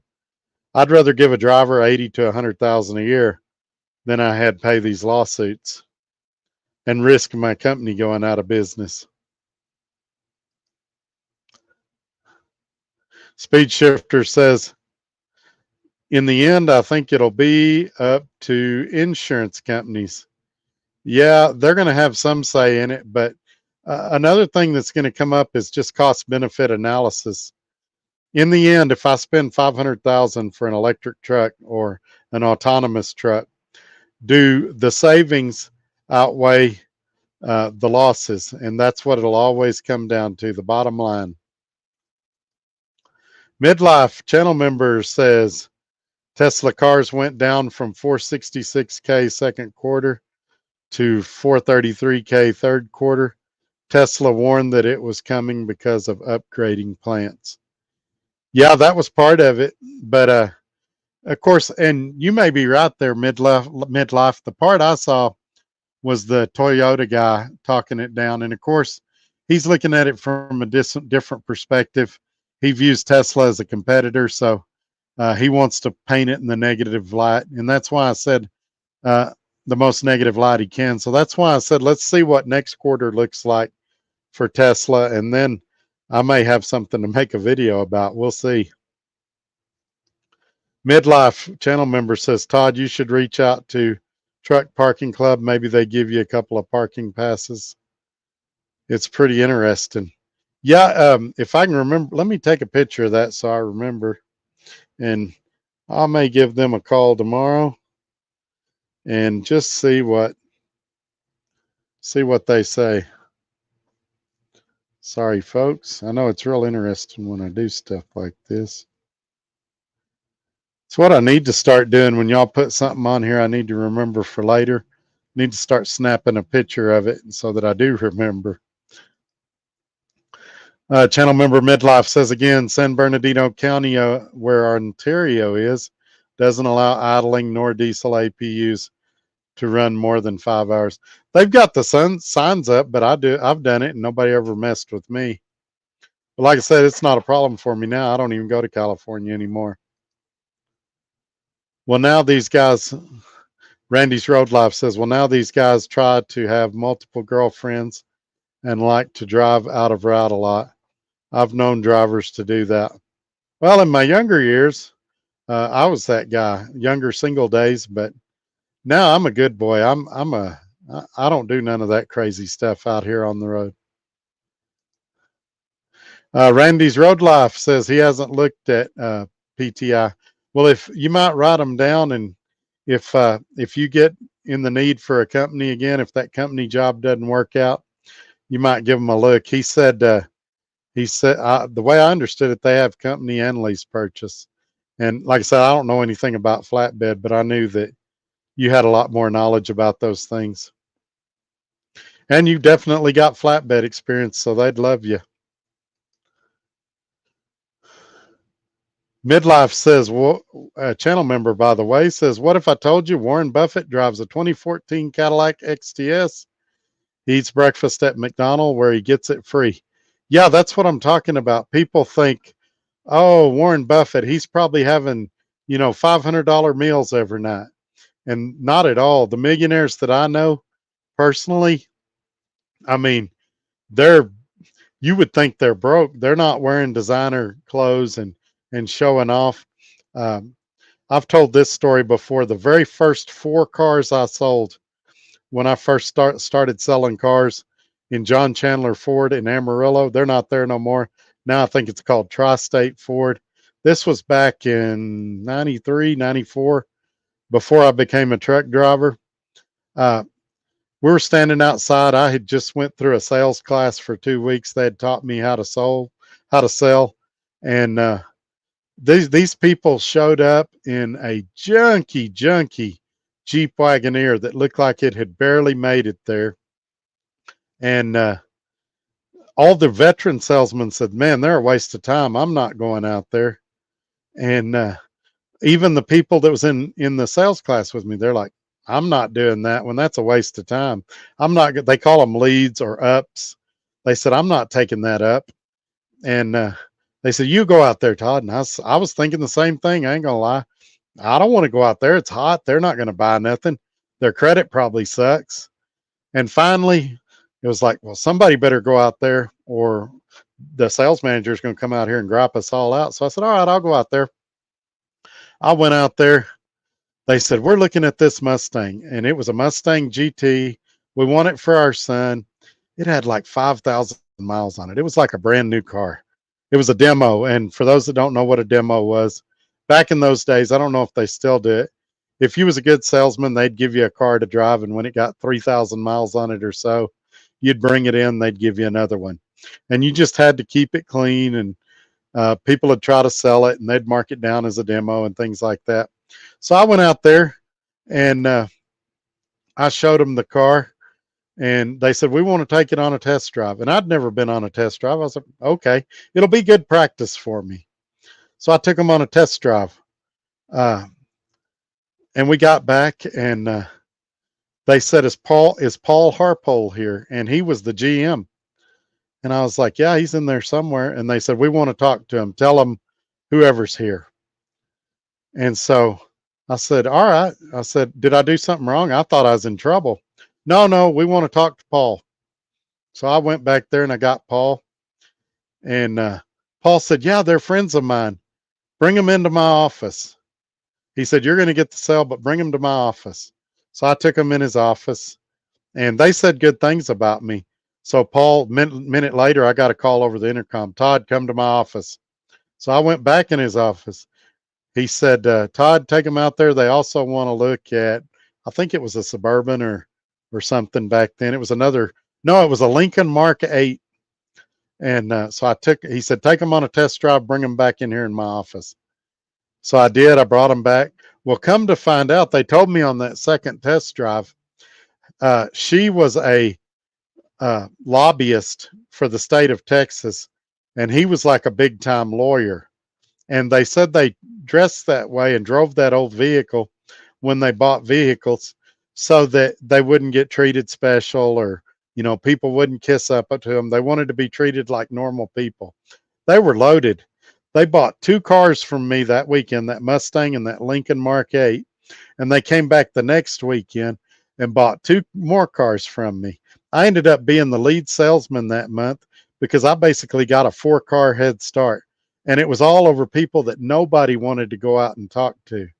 So I say that to say this: you never know when you walk up on somebody who you're talking to, how much money they got, what they can buy, what they can't buy.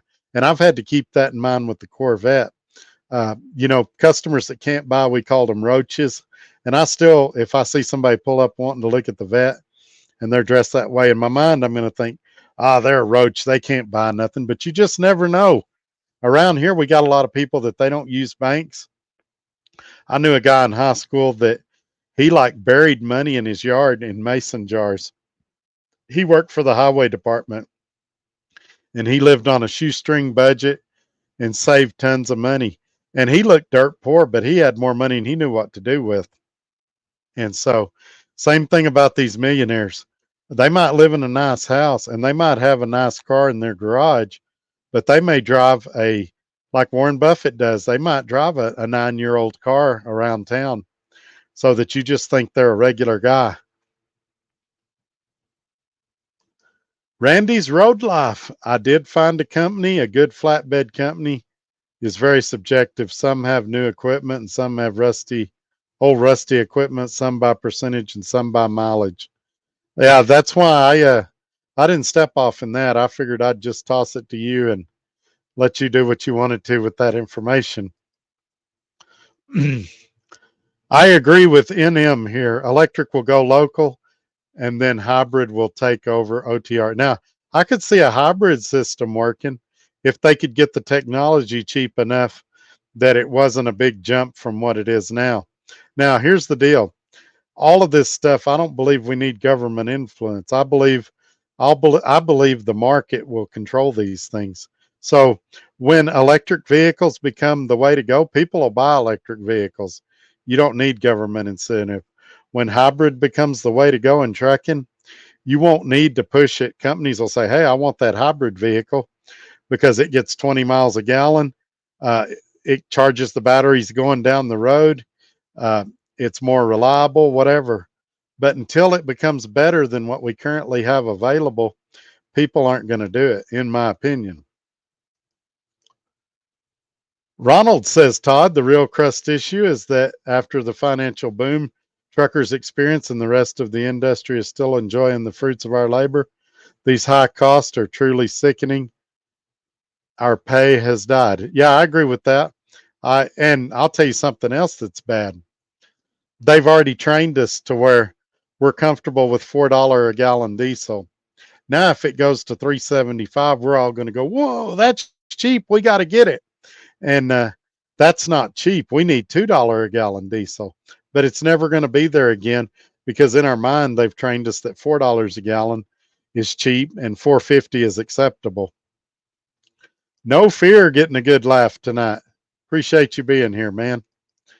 And Randy's Road Life. Actually, I posted a video today about my recent experience vetting out companies. Lies, lies, lies. You got to be careful. Yeah, it's really tough to trust anybody right now because even drivers, in the old days before YouTube, you could go out and ask a driver and get a fairly reliable opinion. You could kind of tell if he was a bonehead and if you could believe what he said. But now everybody is getting referral bonuses, and some will flat out lie to you if they think it'll get them a benefit. And so it's tough. And so what I do, I've shared this in other videos. I'll read 15, 20 reviews, and I don't read. I'll either read random or I'll read, half good, half bad, and I'll assume the truth is somewhere in the middle. I also pull a safer score and look at their safer score and weed them out. But it's an immediate no-go for me if they're one of these Chicago area-based lease purchase deals. Now, my good friend John Toohey, he's working over at GP Transco, and that's a great company for him. He loves it there. I've brought him on the channel to talk about it. And people say, well, that's a foreign-owned company. And the difference is he's not doing lease purchase. He's company driver. I'm specifically talking about lease purchase up there. There's a reason all of those companies migrate to the Chicago area, and it's because they can get away with more up there, in my opinion. Nobody sue me. No cease and desist. I'm not a lawyer. I'm not an accountant. This is just my opinion. All right. NM says, I saw an EV day cab go for over 400,000. Yeah, the sleepers are right around 500,000, and that's freaking crazy. I think 180 or 200 for a truck is crazy. So you're basically doubling it for half the range or maybe even a third of the range. Say you get 400 miles on an EV, and there's a lot of trucks on the road getting 1,200 miles out of a tank of diesel. Many are getting 1,000, so it's at least double, maybe triple the range. And you can fill up a truck in 15 minutes, and it takes 8 to 12 hours to fill up an EV, sometimes longer, depending on the charger and what kind of batteries it's got and things like that. And here's the thing nobody thinks about. They go, yeah, but I don't have to pay for diesel anymore. And that's true, but you're going to pay for that electricity. These truck stops aren't going to put all that stuff in and not charge you for electricity. And that's the thing you don't ever mention. Yeah, I've got my electric Tesla and I'm going to pull over here and charge it at the Best Buy.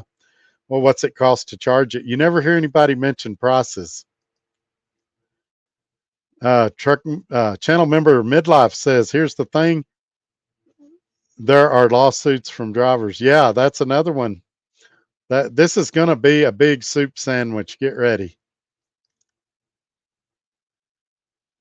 Channel member Midlife says, human drivers aren't the greatest. That's for sure. But, I mean, neither are these AI systems. These little bricks they put on your front bumper that slam on the brakes when you go under an overpass, or they give you a collision alert when you're going through construction because they see the orange barrels. They're not the greatest either. You can't regulate and AI your way out of every problem in the world. Computers are great and they can do a lot of good things, but they can't solve every problem in the world. Maybe in 1,000 years they can, maybe in 100 years they can. Right now they can't, and that's just the cold hard reality. Randy's Road Life says insurance companies already dictate the hiring practices.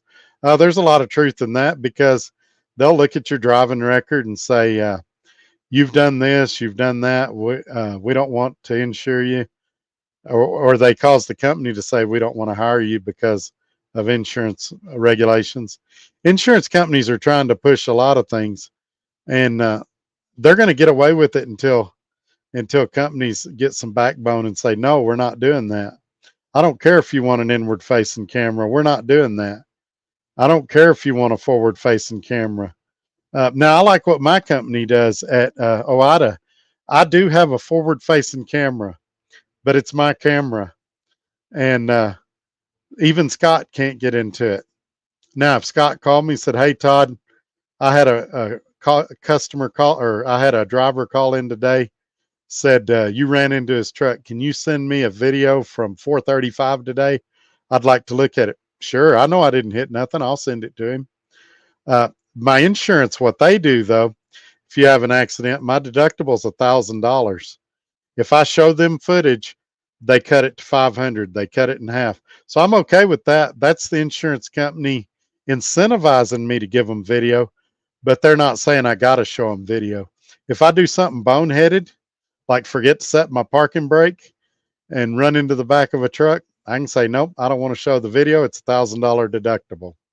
But if I'm sitting in a rest area, somebody backs into me and then says I hit them, and they say, hey, Todd, we want to see that video. Sure, I'll show it to you. I didn't do nothing wrong. It corroborates my story. So I'm okay with that. But if my insurance company called me and said, Todd, we're mandating cameras in your truck, inward and outward, you either get it or we're dropping your coverage, then drop my coverage. I'll get other insurance. And I realize what some of you are going to say. There may come a day when that's not an option. But I thought that was very forward thinking on the insurance company that I've got at OIDA that, hey, it's your choice. We're going to cut your deductible in half if you show it to us. And so they've also got a deal on there. If Randy passes me on the highway and throws up a rock and cracks my windshield, the first windshield I get for $100 deductible. The second windshield I get for a $200 deductible. And then I can do that twice a year. So I can get 2 windshields a year. After that, of course, it's on me. But you get why they're doing that. That keeps me from tailgating people and going, well, I can get another windshield for $100. I've only had to use it once in the past 2 or 3 years. And ironically, it was on that Freightliner at Swift. Somebody threw up a rock and got me when they were passing me. And I went to Safelite, and Safelite couldn't do it. And so I ended up going to the Swift terminal in Oklahoma City, and they did a real good job on the windshield. And so another mega carrier benefit for those of you that are looking for them. But I could also list you a ton of benefits for working for a small carrier like I do right now. One of them being, if I have a problem, I can talk to the owner of the company. I don't have to talk to a fleet manager who has to talk to his supervisor, who has to talk to a terminal manager, who has to talk to the VP of this department, and it takes a week or 10 days to get something solved. I can call Scott. 9 times out of 10, he answers the phone. If he don't, he usually sends me a text, say, I'm on the other line, I'll call you right back. Or he just calls me right back.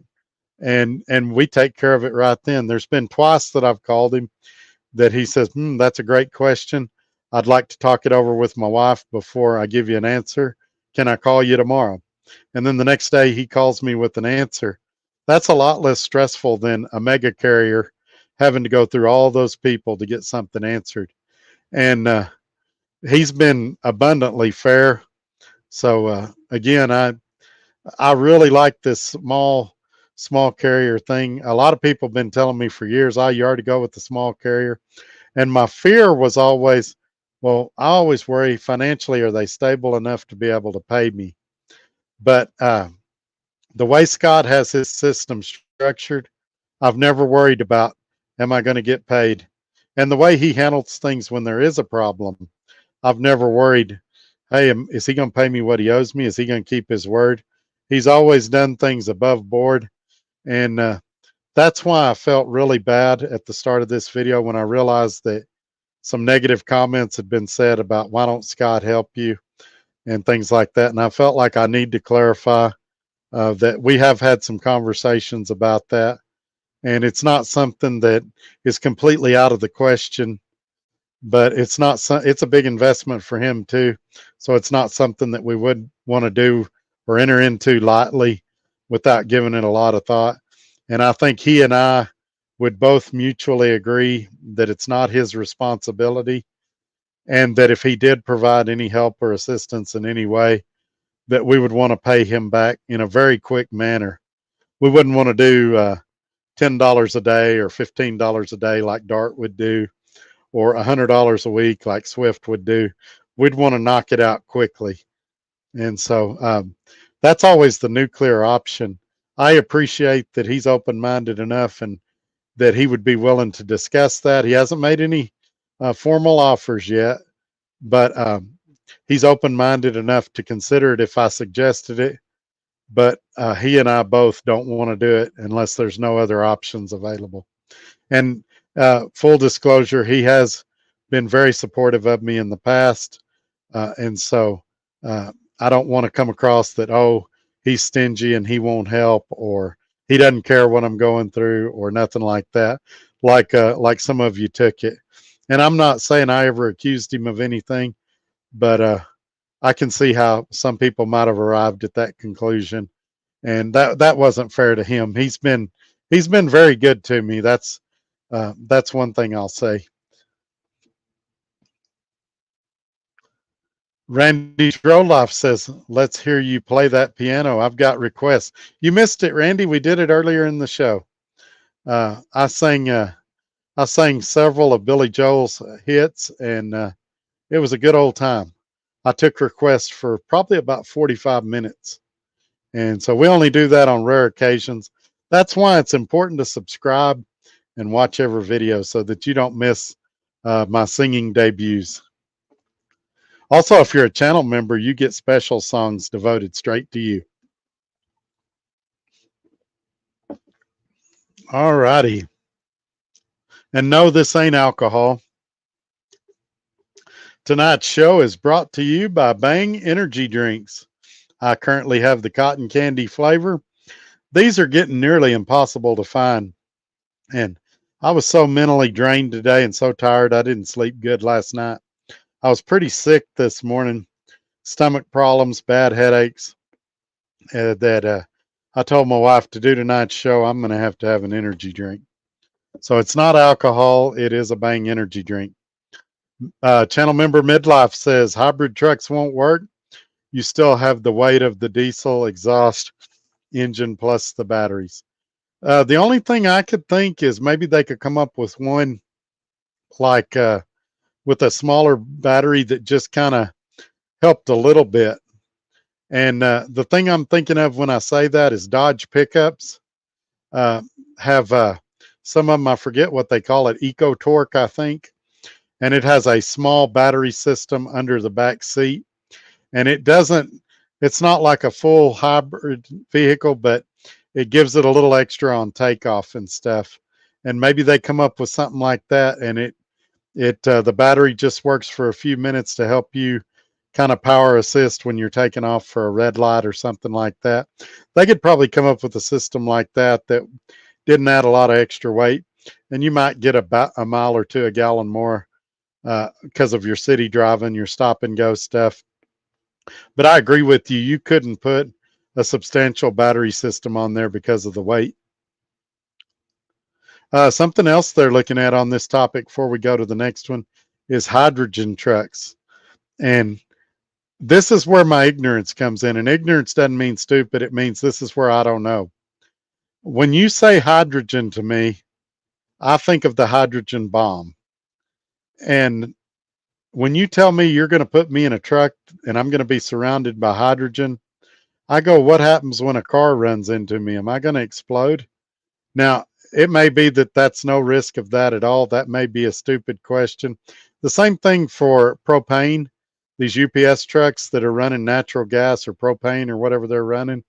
If somebody runs into them or these fuel tankers, are they going to explode? What about if they accidentally turn over a truck? Is it going to explode? I think about things like that. All right, here we go. Channel member Robbie Ross. Todd, talking about mutts and profiling, we all have our stories on test drives. I had a sales manager that a client wanted to test drive a G-Wagon Mercedes AMG.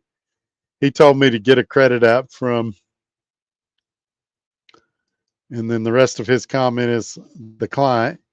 They were so offended, they went to another Mercedes-Benz dealer and a G-Wagon elsewhere. The GM fired the sales manager. Oh, I can tell you a story on that too. I was so embarrassed. I had a lady, and this was probably my third month selling new cars, second or third month. I was still pretty green. She wanted a Ford Windstar. It was a lady. She had a kid with her and another lady with her. And we was having great conversation, going back and forth. And we had done the credit app, everything. And she had mentioned her husband was a pharmacist, lived about an hour north of there. And we were going to finalize the deal the next day.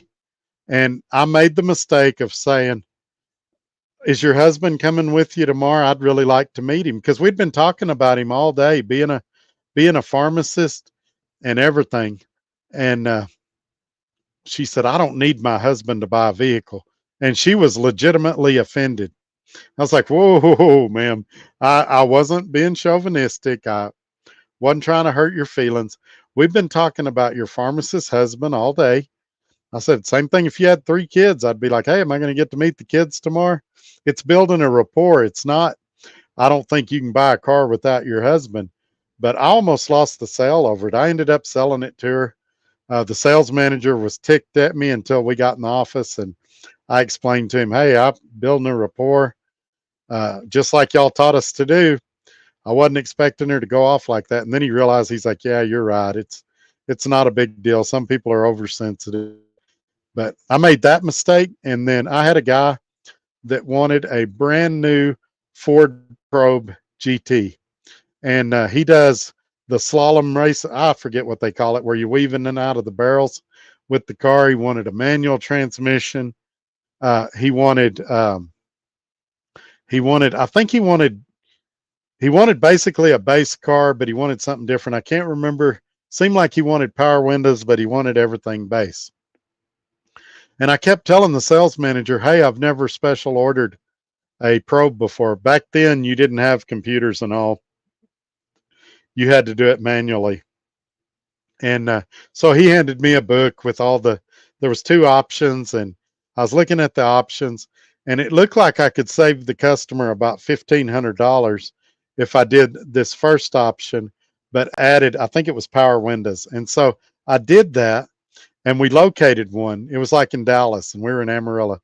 So we were going to get the car, get it shipped to Amarillo, and the guy was going to be happy. The guy put a deposit, like $3,000 or $5,000 down. And I thought, oh, I got a sale. I just got to wait for the car to come in.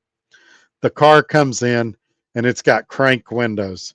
And the guy lost his marbles. He went, over the top angry. And, the salesman manager was like, what did you do, Todd? What did you do? And I'm like, hey, I told you guys I needed help. And y'all told me, here's the book, figure it out. So I figured it out. Now we got a problem. And they're like, well, we paid to have this car shipped here, and now we don't know if he's going to buy it.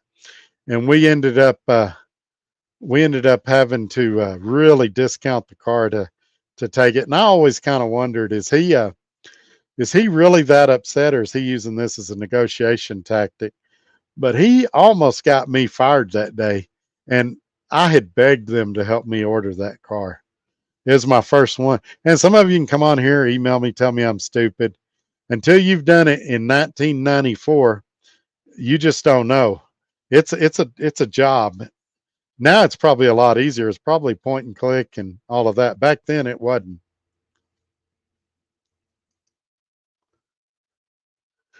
Ronald says, Todd, going underpass is a luck of the draw after the Colorado Bridge collapse. Yeah, there's a lot of that going on, it seems like.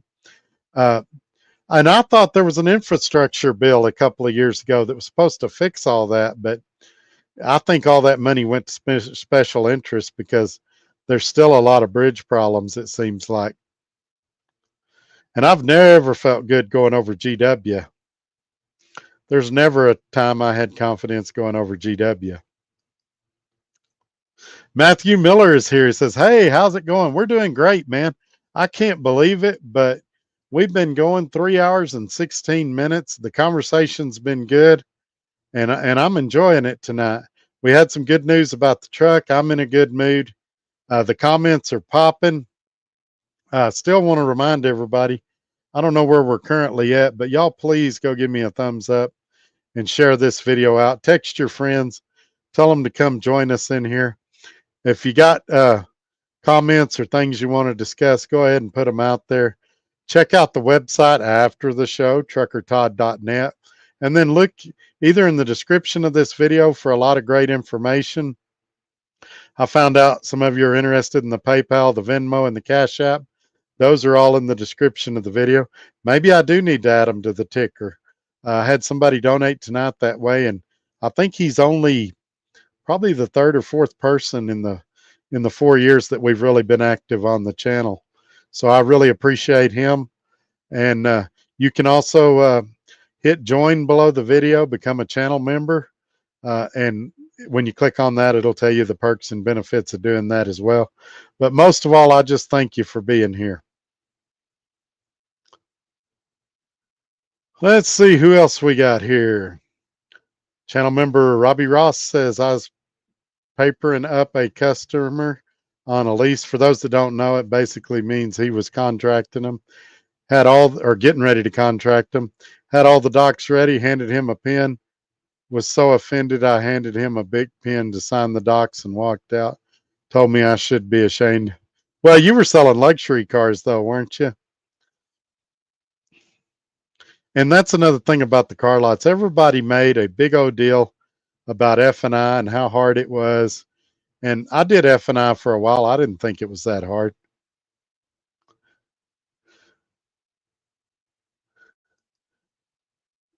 Randy's Road Life says, I'll send you pics of the truck tomorrow. It's very nice. All right, yeah, and if you tell me where you're working, I'll keep it a secret. I won't out you. Channel member Robbie Ross says, 2 weeks later, I had bought a Mont Blanc pen. True story. A Mont Blanc. Man, what's wrong with me tonight? I still have the pen. Yeah, back in those days, if you was a good salesman, they'd give you one or order you one. You know, if you was top salesman or something. I had a couple of them at one point, but I couldn't tell you where they're at now. Stuck here in Memphis, Tennessee at Kroger's, says Matthew Miller. Looks like I'm going to be here all night before I will get my signed paperwork. Well, that kind of stinks, but I'm glad you're here joining us. I guess you can get a good rest tonight, but yeah, it'd be nice if they could get you in and out. I honestly don't see why it takes more than about an hour to get loaded at any of these places. If it's something that they're floor loading and they know it's going to take longer, like furniture or something, they should have a drop and hook established. But for a live unload, they know what they're getting. They know when it's coming. I think an hour is plenty of time. Absolutely max 2 hours. People make these appointments and then they act like they're shocked when you show up on time. And I used to wonder why that is. And now I kind of get it. Because a lot of companies are telling me that their biggest problem they're having right now is getting drivers to show up on time or make appointments. Guys will just stop for no reason because their favorite waitress is at a restaurant or something like that. Folks, do everything within your power to deliver your freight on time and in good condition. There's going to be stuff happen where it's going to be late. Communicate. If you have a trailer tire blowout, call the company, call your place you're delivering to, let them know what's going on. I got 2 really good paying loads out of Colorado once because he said the 3 previous trucks broke down and nobody called him. And he waited there all day. It was volleyball equipment going to, I believe it was going to the southeast somewhere. And I got really good rates on those loads because he was like so glad I showed up. And I called him an hour before I was supposed to be there. Said, "Hey, I'm on my way." They said, "Call you." He said, "Yeah, I'm not there, but I'll be there when you get there." And he was. And so that's why these brokers are like, "Hey, I want to work with you because you do what you say you'll want to do." And if you want to know how you can get ahead in this economy, that's how you do it. It's not by doing dollar a mile freight. You might get ahead, but you're going to go broke. It's by being better than the guys around you. And I don't mean to say some people are better than other people, but I mean being a better professional, contact, communication, not tearing up their stuff. I delivered a load the other day, and I blame Scott for this. I delivered a load the other day, and they said, "You're the first person that showed up with this load that didn't have stuff dumped everywhere." I think Scott does something to his trailers. They seem like they ride better. He said he softens the air ride a little. I don't know if that's true or not, but I haven't had one single box fall. Now, I did get in there and strap the load like you should, but they said, "You're the first driver that's delivered this load that hadn't had product dumped or pallets leaning or something like that." So, guess what? They're going to tell that broker, "Hey, we want to work with this guy again." And that broker is going to be calling me going, "Hey, well, maybe not now. I've been down 3 weeks." But in a normal circumstance, they're going to say, "Hey, we want to work with you again. Because we know it's going to show up on time and there's not going to be crap everywhere. And we're not going to get complaints from a receiver." And I didn't show up in flip flops, saying the F word every other sentence, and doing cat calls to the females in the warehouse or nothing like that. I acted like a civilized human being. You'd be surprised what a big difference that makes. Matthew Miller says, "I'm already unloaded, but apparently they're breaking everything down."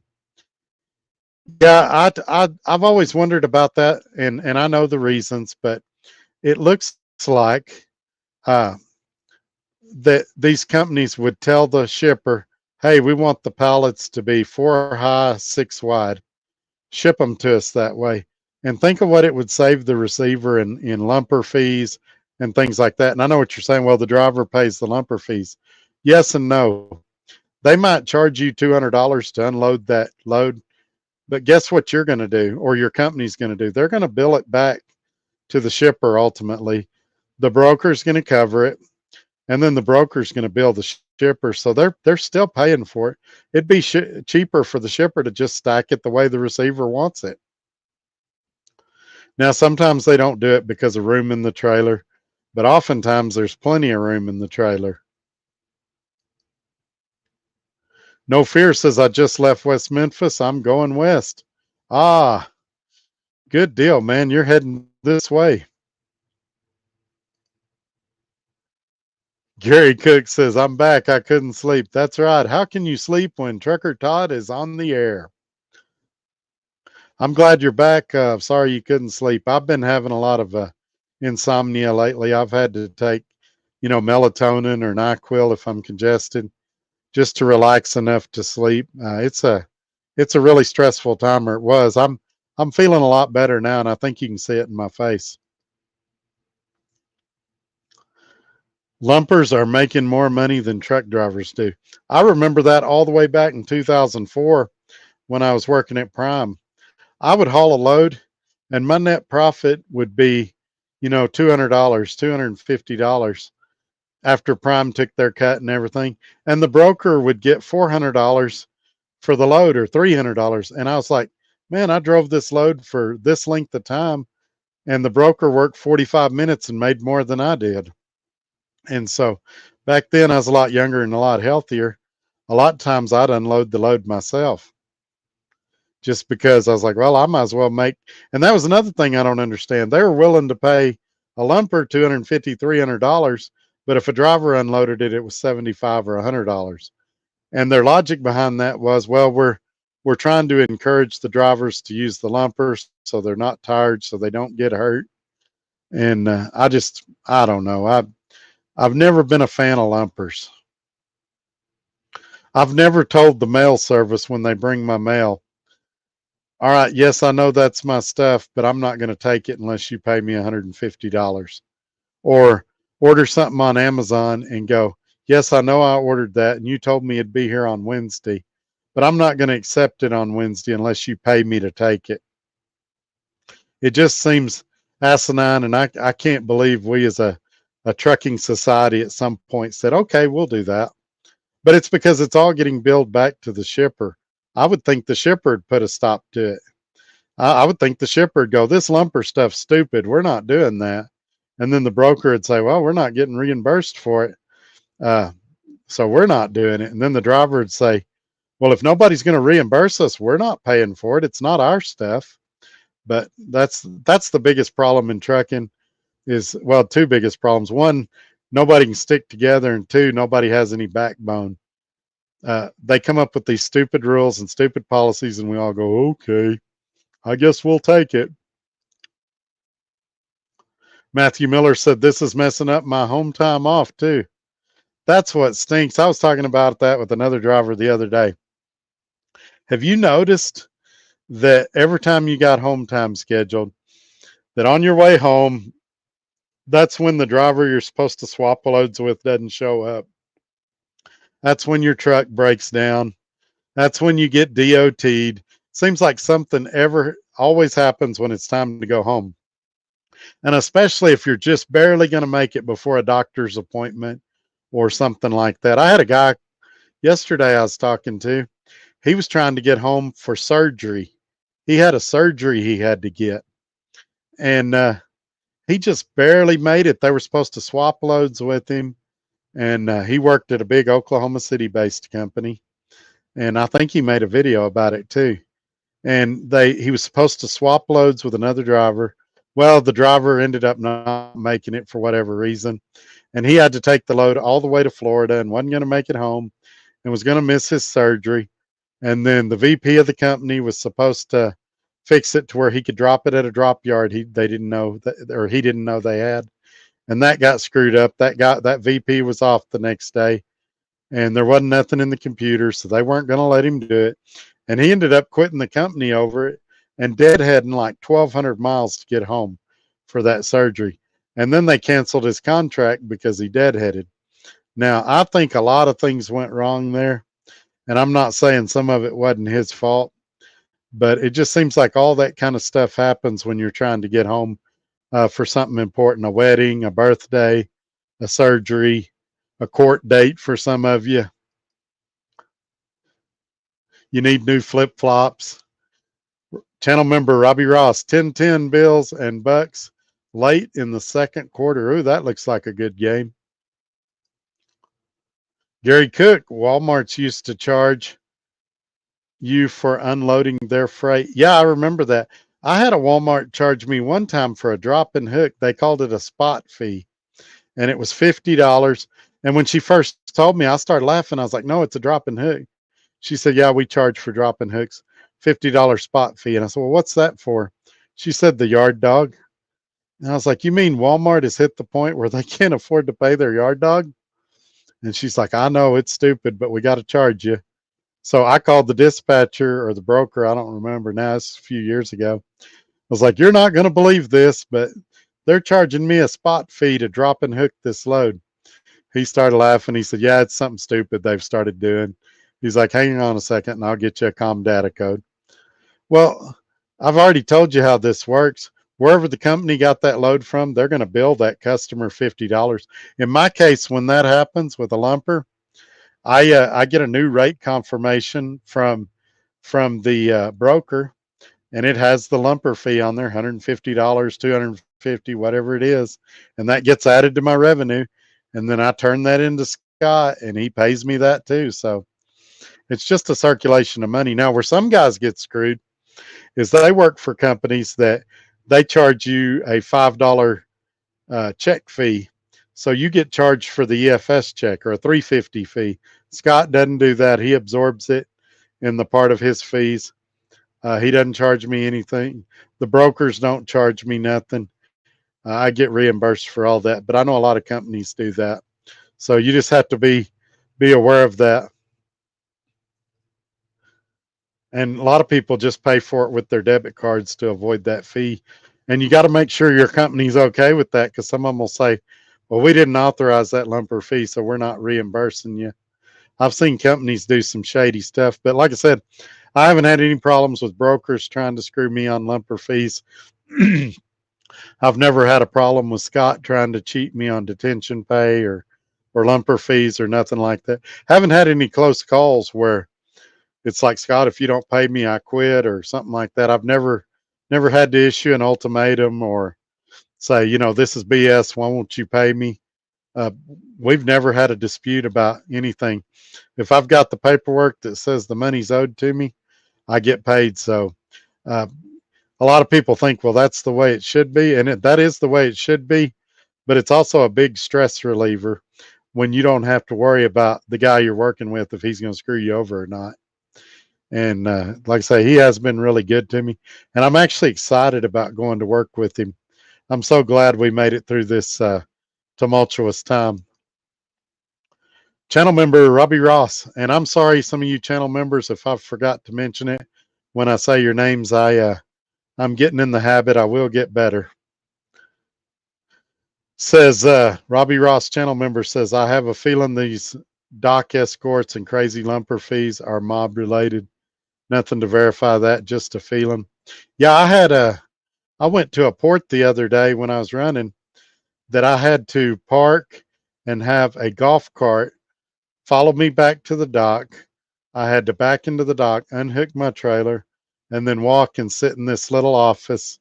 And while I was in that office, there was another driver in there that tried to convince me the whole time I was in there that I needed to buy a Segway and put it on my truck. And I don't think I need a Segway. I think I need to walk every chance I can get for circulation in my legs, for exercise, for everything else. It was pretty cool. And I would like to try to ride one at some point, but I got enough crap on my truck. I don't think I need a 60 or 70 pound Segway in there either. Gary Cook, when I was a company driver, I used to get offered good loads when it was time to go home. Other times the loads were crappy. Yeah, it seems like a lot of loads cancel when they realize you're trying to go home. Maybe it's a coincidence. And then when you get home, they're like, I know you scheduled 3 days off, but could you come out a day early? We got a truck broke down. We need you to cover this load. And you're like, no, I came home for a reason. I got stuff to do. Scott's never once called me and said, hey, I need you to come back out. I need you to cover this load. I wouldn't be mad if he did. And if I could do it, I would. I've never had a broker do that. I have had a broker email me and say, hey, on the middle of this month, we're going to have 12 loads going from Austin to San Antonio. Is that something you'd be interested in? We know you live in Texas. And I'll look at my schedule and see if I can make that work or if I can do that. But I most of the time I'm not able to do it. Usually if I'm at home, I'm here for a reason. Hey, it sounds like Paula just got here. So glad she made it back. She was over. She snuck through. I got the virtual background so they can't see you.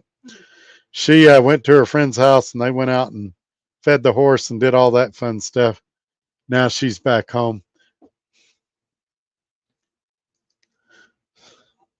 So Pablo's here. Good to see you again, my friend. He says, hello, Mr. Todd. Thank you for being here, sir. Randy's Road Life says, that's one reason I like flatbed. Usually always first come, first serve. Yeah, and they want what you got. They flatbed stuff, that's definitely it. Con to flatbed would be there's usually more deadhead, but usually you're in and out because they need whatever product you've got. So that is a benefit. And I picked up a load here recently in Lubbock that was like cable equipment. And I mean like the stuff they put on poles and stuff, the boxes and all of that, and expensive load. And they were loading them on me and on flatbeds at the same time. And so I got to experience a little bit of that. And they loaded me quick. And I took them to a dirt lot in the middle of a residential area. And they had a flatbed, forklift waiting for me there that unloaded me real quick. And so, yeah, I kind of got to experience a little bit of what flatbed life was like. But they said they had 3 of those loads a week. I hadn't been able to find no more on the load boards, but it paid decent, was a good load, and I wouldn't be opposed to doing something like that again if the opportunity arose. Lumpers are a scam. Yeah, I guess I agree with that in part.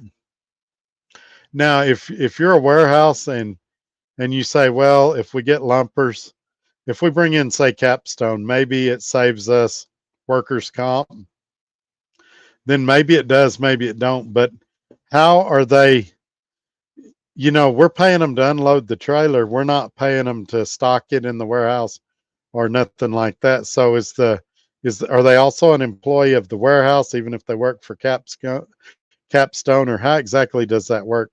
Again, I'm not a lawyer. I don't know what's legal, what's not legal, but it seems fishy. I could see where it might save them a little bit in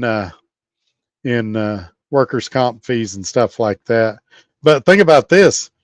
That poor lumper, he's unloaded you in a half hour or say an hour at $150 or $250 an hour, and they're only paying him 15, $20 an hour. So they're making a killing off of him. It's almost slavery type rates. So the actual guy unloading your trailer is just as much of a victim as you are. You're paying gouging rates, and he's being paid gouging rates to do it. He's not getting half of that 250 or 350. He's getting, the $20 or $25 an hour he made for that hour worth of labor.